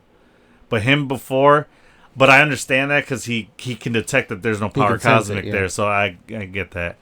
So then he goes and gets Franklin. I would have thought it would be funny if he was just like, and then just fucking walked out, like flick, just like ding, ding, and then starts walking towards it, It just bounces off buildings. That'd be funny. No, he hits flicks, the thing. He flicks, and then it's just a Mario Kart shell, just it's all over New York. That'd be pretty funny. Yeah. So he gets to the Future Foundation building, right, and then he grabs Franklin, and then that's where he fucks up. We should make a meme where as soon as he grabs Franklin at this moment, he knew he fucked up. So then he tries to take Franklin, and here comes Mama Bear. She's like, nah, and then so they all, and then we get to my favorite. We're gonna get to the favorite scenes, but they all start attacking him, and then so there's this very interesting part where he has Reed Richards, and he's just playing with him like putty, and he's pulling him, and you see Reed's like suit started to rip, and kind of, I don't know if his skin starts to rip yet or not, but no, his suit. That was really interesting, and my theory is because he's fighting, Reed Richards is fighting it. Yeah, he's trying not to be pulled, and that's why it's like that. Because I seen somebody was like, how the fuck is that happening when Reed Richards can literally wrap himself around Galactus' whole body and shit. Right. So I'm like, that's the only thing that made sense to me was that Reed Richards was fighting being stretched. So. That's how I took it too. Okay. That's why I didn't pay much attention to that wasn't really like, oh, it's a plot hole. Because I'm like, no, he's fighting he doesn't want to be stretched. But the smart move would be like, oh, let him just, because then what's he going to do? You know, if you go limp and just let him stretch you, what's he going to do? Well, he still has to stretch back, like, and it does take a tiny toll on him. So, like, if you look at the original first two, the Fantastic Four in 2005, and then with Ian playing Reed, right, or Ion, whatever. After he he does get electrocuted. That's why. So, like, but he's like rubber. You know what I mean? Yeah, I would imagine it's the equivalent to like maybe doing a bench press or something. You know, like coming back, you're like. You know what I'm saying? Yeah, I get that. So he kind of sidelines Reed. He sidelines the other three, and then Sue she gets pissed because she sees he has Franklin, and then I equated this to a mother lifting a car off of her child. You know, when, she gets that super mom strength. And she's just pushing Galactus back herself with her force field. And she's pushing him slowly. And then, you know, the other team tries... Because he's, like, grabbing onto buildings to hold himself. And then that's where we get the thing running through the pillars, knocking them down. To knock down the building. Yeah, to knock down the building. Exactly. So then... Sue is, you know, pushing him back. And Reed is, like, telling her, you know, stop, you're going to kill yourself. Stop. It's too much for you. And then she's just like, get Franklin. She's like, get Franklin. So then he gets Franklin, and then Johnny sees that it's not enough for just Sue. So then he does this really sweet moment where he's like, tell little Franklin, or tell Franklin that Uncle Johnny loves him. And then he goes to basically, what's that called? Kamikaze himself. Yeah. And to like just hit Doom, or not Doom, hit Galactus. And hit him into the portal. And then as he's like halfway there, here we come, freaking Silver Surfer T-bones him, boom, pushes him out of the way, and then she goes and blasts him through it. Yeah. And then portal closes. And then poor Sue they're dead. And then as we said before, the baby's kind of crying and fussing to like try to go to his mom. And so then Reed takes the baby to it, and then the baby goes on her.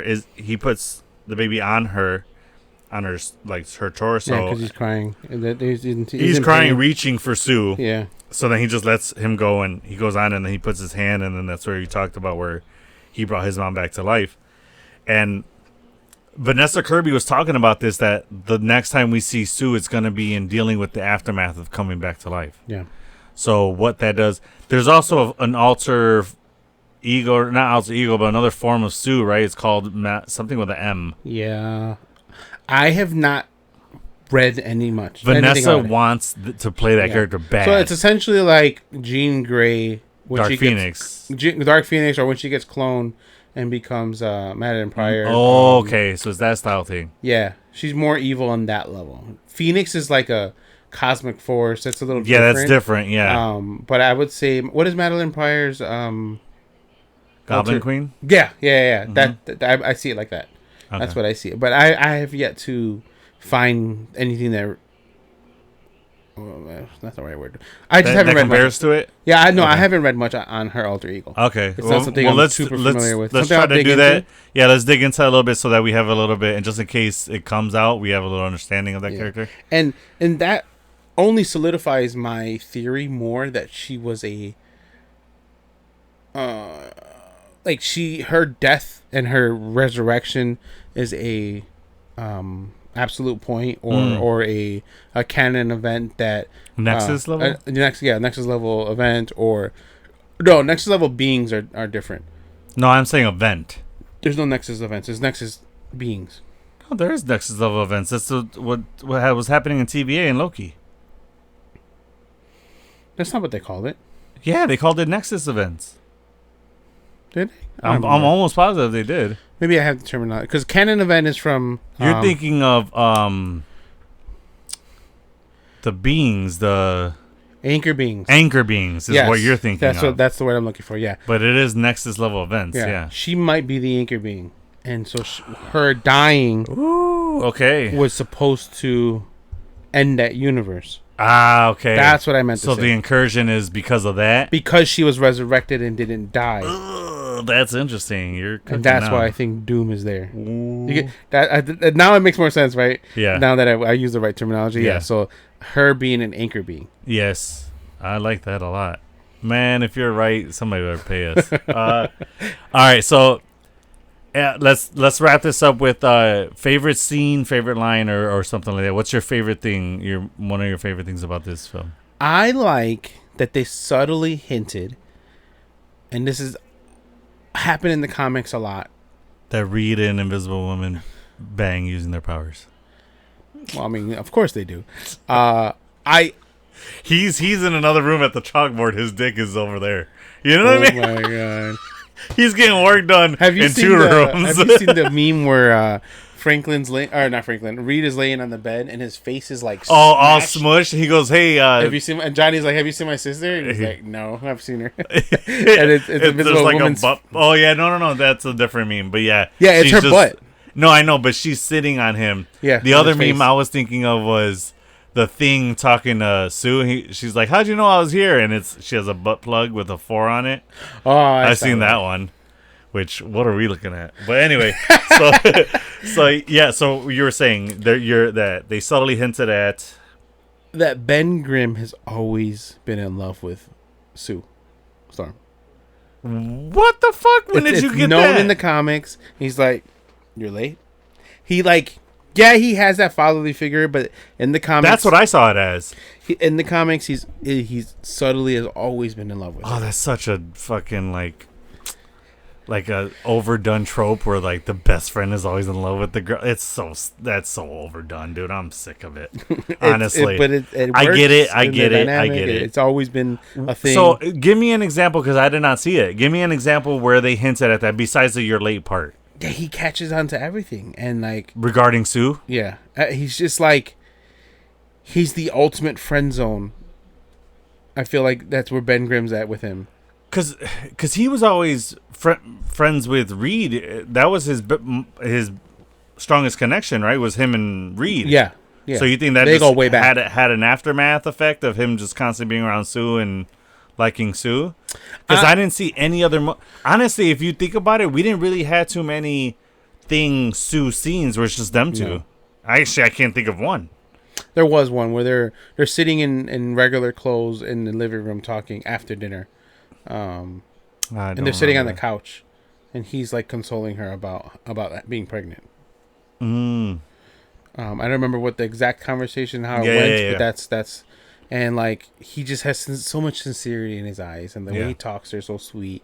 Like I said, I read that as the father figure. I didn't read that as I'm secretly in love with him. But in the comics, he's always. Well, the comics is a different story, but do you think they were really following that? Nothing's really ever acted on it. He's never acted on it. No, I know that, but I'm saying, do you think they followed that in this movie, or do you think that it's just the comic For me, thing? I saw it. I felt it. I seen it. That's what I was like, oh, they're going this way. Okay, cool. Yeah, I did. I promise you that escaped me. I didn't see that. Okay, what about your favorite spot?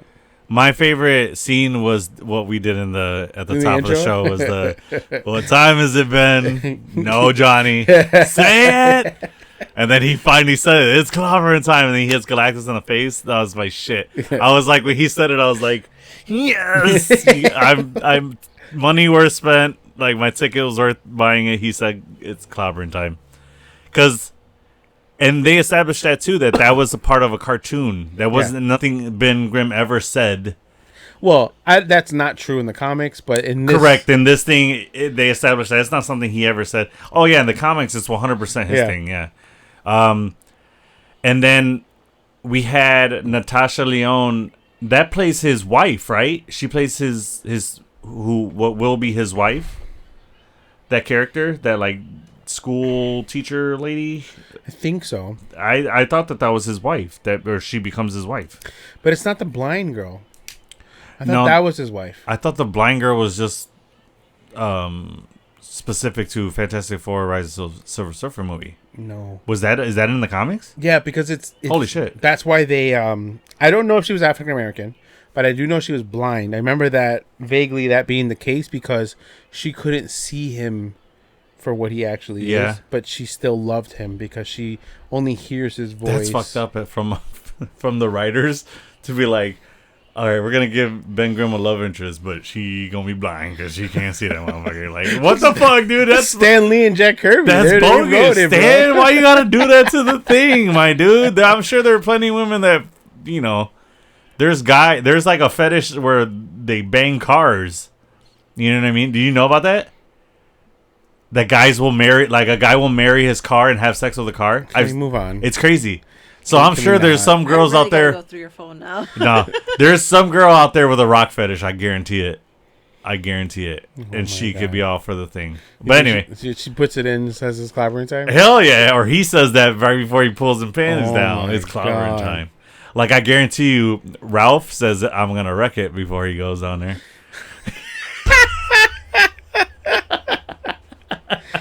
So that was just one of my many favorite parts, favorite things in the movie. Her giving birth was pretty dope, where she was pushing so hard she went invisible, and then gave birth and then came back. That was pretty dope to see. Yeah, man. I mean, there's so much about the film I liked. I thoroughly enjoyed it. I think it was definitely one of the better Marvel films we've gotten in a while. Mm-hmm. Thunderbolts kind of is started the ball rolling again, and this just kept the ball rolling. I'm excited for Brand New Day, and of course Doomsday and Secret Wars, but I'm looking forward to seeing from here on out, now that it looks like Marvel's kind of stopped the vehicle, put it in reverse, and it's going back to the ways of old. I don't think it's the ways of old. They've adapted a new way of creating films. Of slowing down. Anything. They Can we agree that they're slowing down? They were pumping shit out left and right. And they're doing the speed limit now. They're not fucking barreling through. So, yeah. All right. So, we're going to do this new segment that we've started. We really like it. Yeah. I think we're going to have this as a concrete thing that we're going to be doing from now on. It's a draft time. Mm-hmm. So, now what we're going to do is we're going to draft our own Fantastic Four. The only rule to this is that you must have one member of the Fantastic Four on your team. Okay. So how do we decide who goes first? Oh, you know what? Oh, no, we were going to do something else. Should I do the that spinning wheel thing, or would we do by birthday? Because last time we did by birthday. Yeah? Or what do you mean by birthday? Remember, like, who was born first got to pick? That's what we did with Addie. We did it by birthday month. Should we phone a friend and say, pick a number 1 through 10, and then whoever has the closest to it goes first, whoever second goes... I think we assign a number to each of us, and then that person has to pick the order. From 1 through 3, pick an order of the numbers to go in. You know what I'm saying? It's just easier if they... Say I call Sandy. Oh, okay. She chooses a number. Okay. Right, and then we choose a number secretly. And whoever's closest in order? Yeah. Okay, that's cool. So, babe? I'm going to write my number down. Okay, yeah. Everyone know what it is. Babe, you got something to write with? Or at least you could type it on your phone or something? For what? We're going to do the draft. Who should I call? I'm down. Call Sandy. We know she'll answer. I don't want to be like calling 8 people. Just to figure out. Wasn't paying attention. Yeah, I know. All right, choose a producer number. Producer just said she's not paying attention. Should we? 1 through 10. You know what? We new producers send your resumes. We are phoning a friend. You're live on the air. You are live on the episode. Yes. So we need you to don't say the number out loud. Hold on. All right. We all wrote our number down, and you're gonna pick a number 1 through 10, and you would be the person to choose that number, and then that's gonna help us dictate the order of the game we're about to play. All right. So do you have a number 1 through 10 in your mind? Put the phone close to the mic, so they can hear her. Don't say it out loud yet. Write down a number from 1 through 10. Write it down. A number? Yeah. Yeah. Don't tell us yet. Are you ready, babe? Do you have a number? I have a number. Okay. Cool. Juan, you wrote your number? My number is written. Yes. Your number is written? Okay. What is your number, babe? 6. Hey! I picked 6. Bro, me too! Hey! Okay, all right, so we gotta do a tiebreaker. Yeah, tiebreaker. Pick another number. 11 through 20, babe. Oh, shit. 11 Pick a number 20? 11 through 20. I'm gonna write it down right now. Hold on. Okay.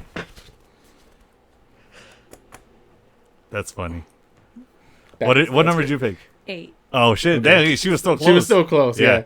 All right. 11 through 20. 11 through 20, babe. Say your number out loud. Now? Yeah. 13. Get the fuck Sandy, out of I'm here. vibing. We're vibing. He got you both of your numbers. That's crazy. All right, well, I'm second because I'm second, yeah. But I wrote 15. 15? So. Well, did you write a second? Oh, right. Sorry, it was just between us two. My bad. Yeah. All right. Well, Thank we you, appreciate Sandy. you, babe. Thanks, and we'll make sure we send you you the this. best. We're gonna finish the segment, and I'll be heading home soon. Sorry. I love you. All right, love you. Bye, babe. No, just kidding. Oh my god. All right, so That was cute. We gotta call like Addie next time. Yeah, Or right, one of the somebody. guys. It'd be cool. well, they're probably asleep right now, but yeah. That is also true. All right. Oh man, it's like a lot of pressure to pick the first member. I think I had my pick already though. Okay, so we're picking. So you're gonna pick 4. You're gonna make your own Fantastic Four. It can be any character in the Marvel universe. Only Marvel. Only Marvel.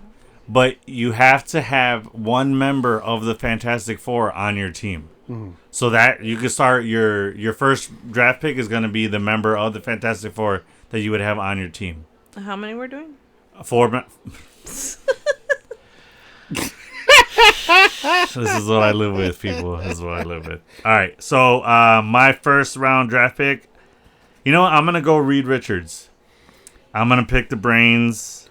His powers aren't too shabby. He can reach anything I drop underneath the couch or whatever for me, so he can reach the high stuff. Yeah, I'm gonna go with Reed Richards mainly for the brains and the leadership. I'm gonna go Reed Richards. Okay. I'm gonna go Human Torch, Johnny. Damn it, that would have been my second choice. That was right behind. So Thing. you picked the Thing? Yeah. All right, cool. So that's the team. My second pick, I'm going to go Spider-Man. He technically was a member of the Fantastic Four. Yeah, the Future Foundation. Yeah, Future Foundation, exactly. And his suit wasn't too shabby either. Yeah, so that's my second pick. Geeka, your second pick? Wanda. Wanda, gotta go Wanda's. What do you think the dynamic between Wanda and Johnny is going to be like?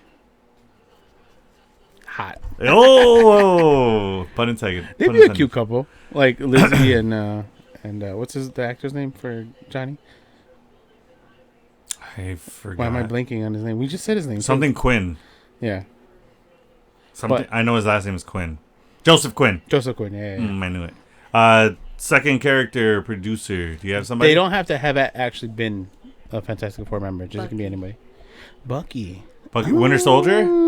That's just because you like him. Yeah. Because you want to do stuff to him. That's fine. All right. Let's see. Reed Richards, Spider-Man. Who do I want? You know what? Give me Ironheart. I want Ironheart on my team. Now I got 2 brains. Okay. You know? I want to go... Because I don't want to pick... The reason I'm doing that is I don't want your top 4 guy, anybody from that. I want to think more of like assembling its own team. You know what I'm saying? That's what I'm going for. So yeah, I'll go Ironheart. Cool. As my third. T'Challa. T'Challa. Okay, nice. That's a good pick. Brains, and he's like a martial artist. You got physical. The money, yeah. All the tech. We're funded for sure. You guys are never gonna not be able to have something. That's true.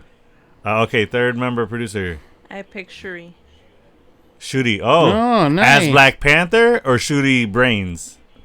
Both. She has both. Yeah, she doesn't lose the brains. But no, true. But you can pick her aside of having the power. Obviously, Black Panther. She's powers, not going to choose her not. You're choosing her as Black Panther? Technically, because I wanted somebody, because I got 2 strong guys already. Yeah. And then I wanted some brains in there, because I think she's smarter than... She's the smartest person on Earth. Richards, so. Yeah. That's why I picked her. Hey, his name is literally is that the smartest man on Earth. Is he the smartest though? Yeah. I thought technically, if we're breaking it down, I feel like she's smarter. No, the smartest person in Marvel is that little girl. The fuck?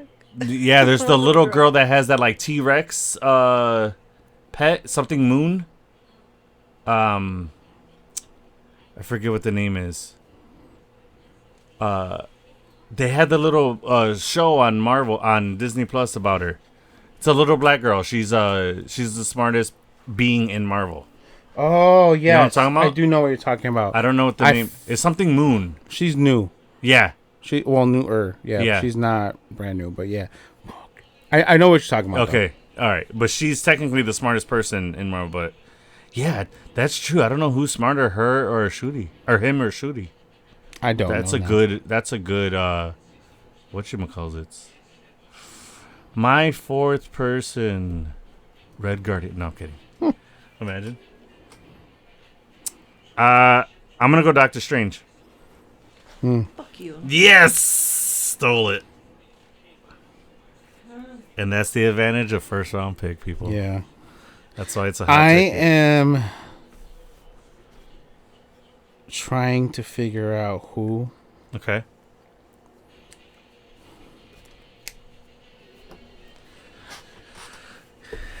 I need someone with like godlike power that can handle. Doom? He's somebody I was thinking, but I don't want to do Doom. I thought we were just doing like. Oh, you said heroes. You said heroes. I did say that. Sorry, so never mind. You can't pick Dooms. Oh my God! I did the whole episode. Damn it! Did the whole episode without freaking this there. Dang nabbit. You know what? Let's have fun with this. I'm gonna go Hercules.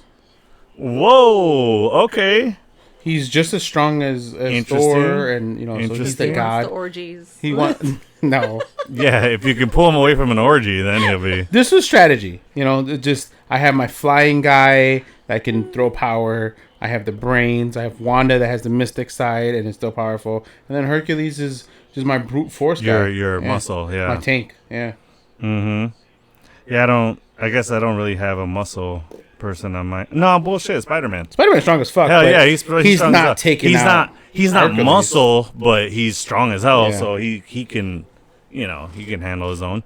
All right, producer. Yeah. Fourth and final pick. Well, you can go Wong. I was gonna pick Loki. No.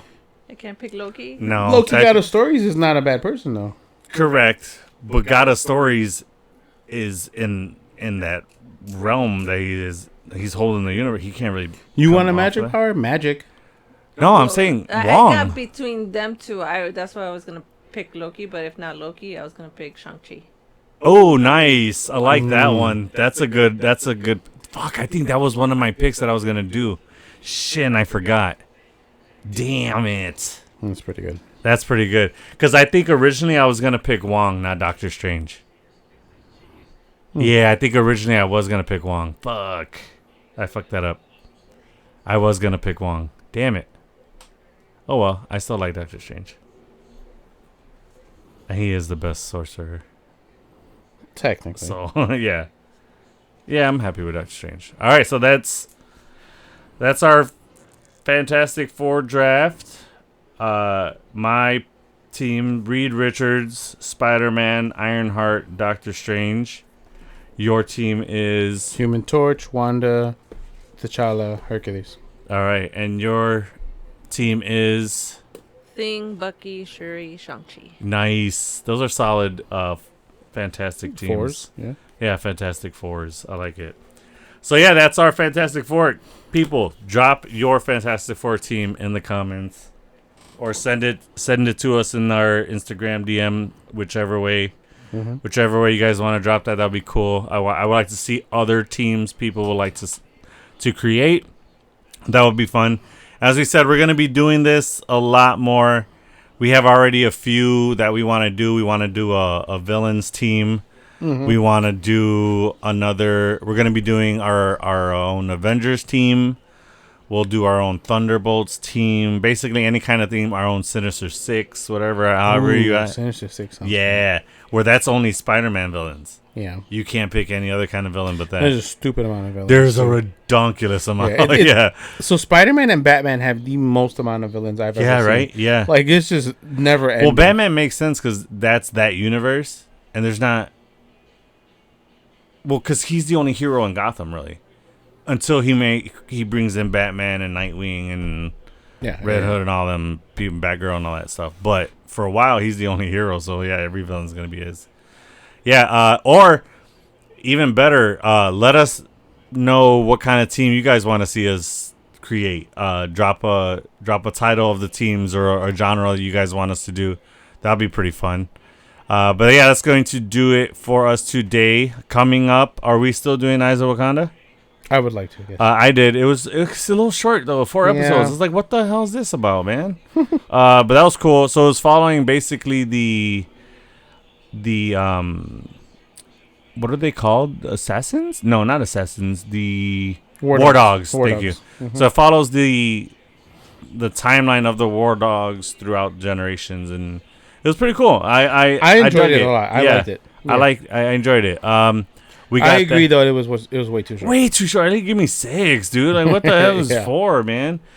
So we got that coming up. Anything else that we have to cover that you want to talk about besides Eyes of Wakanda? I don't know if we have anything else.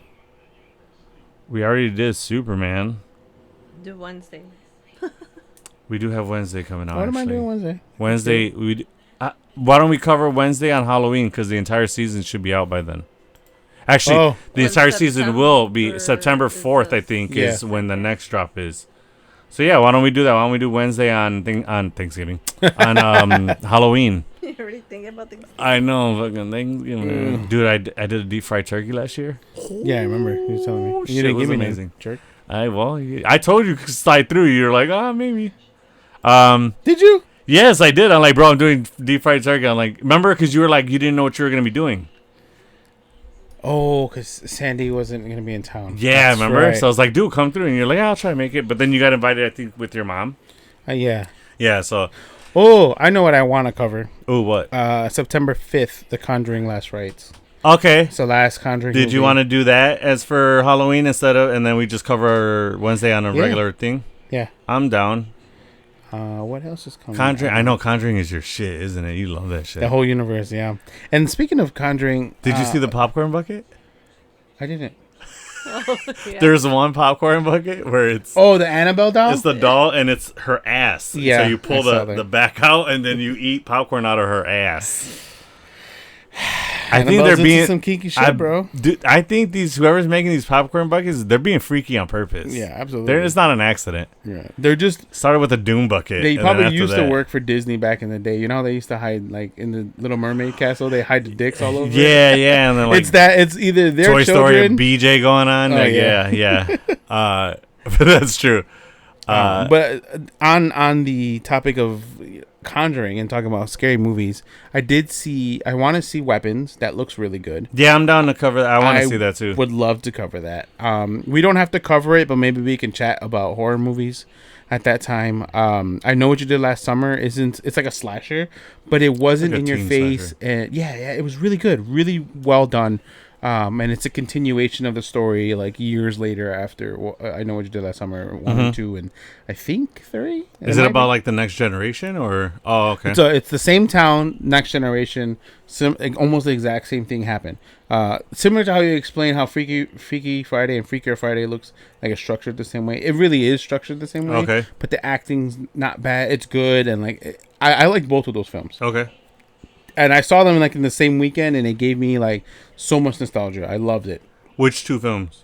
I Know What You Did Last Summer and Freakier Friday. Oh, you saw both of them? Okay. I saw them in the same weekend, so I think I saw or the same week. I saw Thursday. I saw I Know What You Did Last Summer, and then that Saturday I saw Freakier Friday. Speaking of which, so you reminded me. So the reason, as you guys know, whenever we cover a topic, I usually have the cup of that topic. The reason I don't have a Fantastic Four cup is they fucking sold out of them by Friday. Yeah. I was pissed, and then they're all selling them on eBay for $150, the whole 4 of them. I'm like, that's bullshit. So I told my wife, all right, this is the last time we're not seeing a Marvel movie on Thursday. I'm like, from now on, we're going Thursday. I'm like, I don't care what you say. We're going. Yeah. I'm not waiting until Saturday to go see a film, because I really want it. Those cups look dope as shit. They look so cool. There was the thing, it was their bodies, Sue's cup would look clear. It was kind of like this. It looked kind of clear. Johnny's was all red and looked like fire. The thing was of him. And then Reed's just looked like the suits. I think so. Their suits. It was just like that. But it was cool, man. I was so pissed, and I had to settle for this guy. So the only way I'll do that is if I don't go to work the next day. I'm like, you fucking take off. I don't give a shit. I need my sleep. Yeah, I was like, I don't give two shits. You act like we have to go to the 10 o'clock showing. We can go see it at 6. It's not a big deal. I think the earliest is 4:30 or 5. Yeah, exactly. So you act like, and you'll be out plenty of time. So, but yeah, so I'm bummed I didn't get to see that. If you guys have one, you want to send it in, hit us up in DMs. Yeah, I want that cup, man. That was creepy. What? You said I told them if they want to send me their cup, how was that creepy? No, just hit me in the DMs. That sounded creepy. That was not creepy. So we got Eyes of Wakanda, and then we got a few of those horror flicks. Yeah. What else? I think that's about it, right, for the foreseeable future that we've got covering. Peacemaker season 2 just dropped. I would like to cover that if you would be able to watch that. I have not seen the full first one. Is it true that Blue Beetle's gonna be in it? Here's the thing. Somebody said, I would love it if Blue Beetle would come through in season 2. And James Gunn said, well, you're not out of luck. And he said Blue Beetle would fit perfectly in this universe. Yes, dude. Give it to me. So that's the other thing I want to cover. Tron Ares. Who? Tron Ares. Oh, when does that come out? October 10th. Oh, fuck yeah, we're covering that. Oh, yeah, hell yeah. That's absolutely. I can't wait to see that movie. Yeah, it for sure. So it's going to be a continuation or something new? This is the third one. Oh, okay. But it's far in the future. Yeah, it's a long time has passed. I would imagine. And this time, yeah. So this one is basically that computer world is coming into the real world. Mm-hmm. Yeah, it's going to be sick. And you've been on that ride. That was pretty cool, right? Oh, so dope. So fucking dope. So those are the projects coming up. Let us... 40X. What, the Tron? Tron. Oh, hell yeah. Sounds cool. Hell yeah, for sure. Oh, Wicked for Good. In November. I don't want to cover that. What is it? Wicked for Good. Y'all two could do that episode. Okay. But yeah, those are projects coming up. So keep an eye out for that. Any last bits? Any last things you want to say, Kike? Are you ready to get out of here? I don't think I have anything. Apparently, there's an Anaconda movie coming out around Halloween. I mean, around Christmas. What the fuck? So Anacondas with Santa hats on. What the fuck? It's the same thing as Jaws. Or they're you need to end it already. Christmas lights wrapped around the anacondas. What the fuck? Anyway, that's gonna cover the butts show we're watching. Oh my god, there's this Japanese show where the whole premise of the show is this veterinarian was doing an inspection on a cow, and some meteor or something crashed. So then she was full on mid inspection, and her and then the farmer of the cow, they got powers where they can see your day, everything that you did that day. They can see you by touching you. or your past. Yeah, anything up until now that you've seen, and the only way she can do it is if she touches your ass. Like the hole or just the cheeks? No, no, she doesn't have to finger you to get in there. Like, it's just her butt, because her hand was on the butt and in. So I'm sure she got in there. She probably could see fucking. I don't know. All the way to birth. I know, right? All the way to birth. But no. So her power is she. You can, really have to look up his fucking search history. What the fuck, that's her. That's her show. This is her. So she can see by touching your butt, and the other guy can see by touching your leg. Because he was touching the leg of the cow. I thought you were going to say your front parts. Your udders, your nipples. Yeah. No, so it's funny. So she's like helping a detective solve crimes that way, and like it's funny. It's just a funny wild. like obscure show. Yeah. It is. It's funny, a Japanese. It's interesting. I'm not gonna lie. It's not a bad show. It's kind of funny. It's kind of quirky. But yeah. All All right. Behind Your Touch is the name of the show. It's on Netflix, so check it out if you guys want to watch a weird, funny show, Japanese show. What are you watching right now? We just finished. What is it? Final Draft. Final Draft. Yeah, that was. It was alright. It was. It's kind of like a 100. Physical 100. Physical 100. Remember that show I told you about? Yeah. It's kind of that, but it's ex-athletes. It's also just on Japanese, Netflix, right? Right? It's just Japanese. Yeah. On Netflix? Yes. Yeah. I think I watched a preview for it. Yeah. It was good. It was alright. Okay. Physical 100 was way better. Was more towards what they were doing, and this one has a lot of talking. Oh my god, so much about them. But yeah. Besides that, they had to do was intense. Yeah. Besides that, Twisted Metal and I finished Resident Alien. Resident Alien. Yeah, it's with Alan Tudyk. Okay. Yeah, he plays an alien, came to Earth and stuff like that. He camouflages as a human. Yeah, that was a good show. That was funny. Alan Tudyk, the way he's like, son of a bitch! Like the way he's like talking, it's so funny.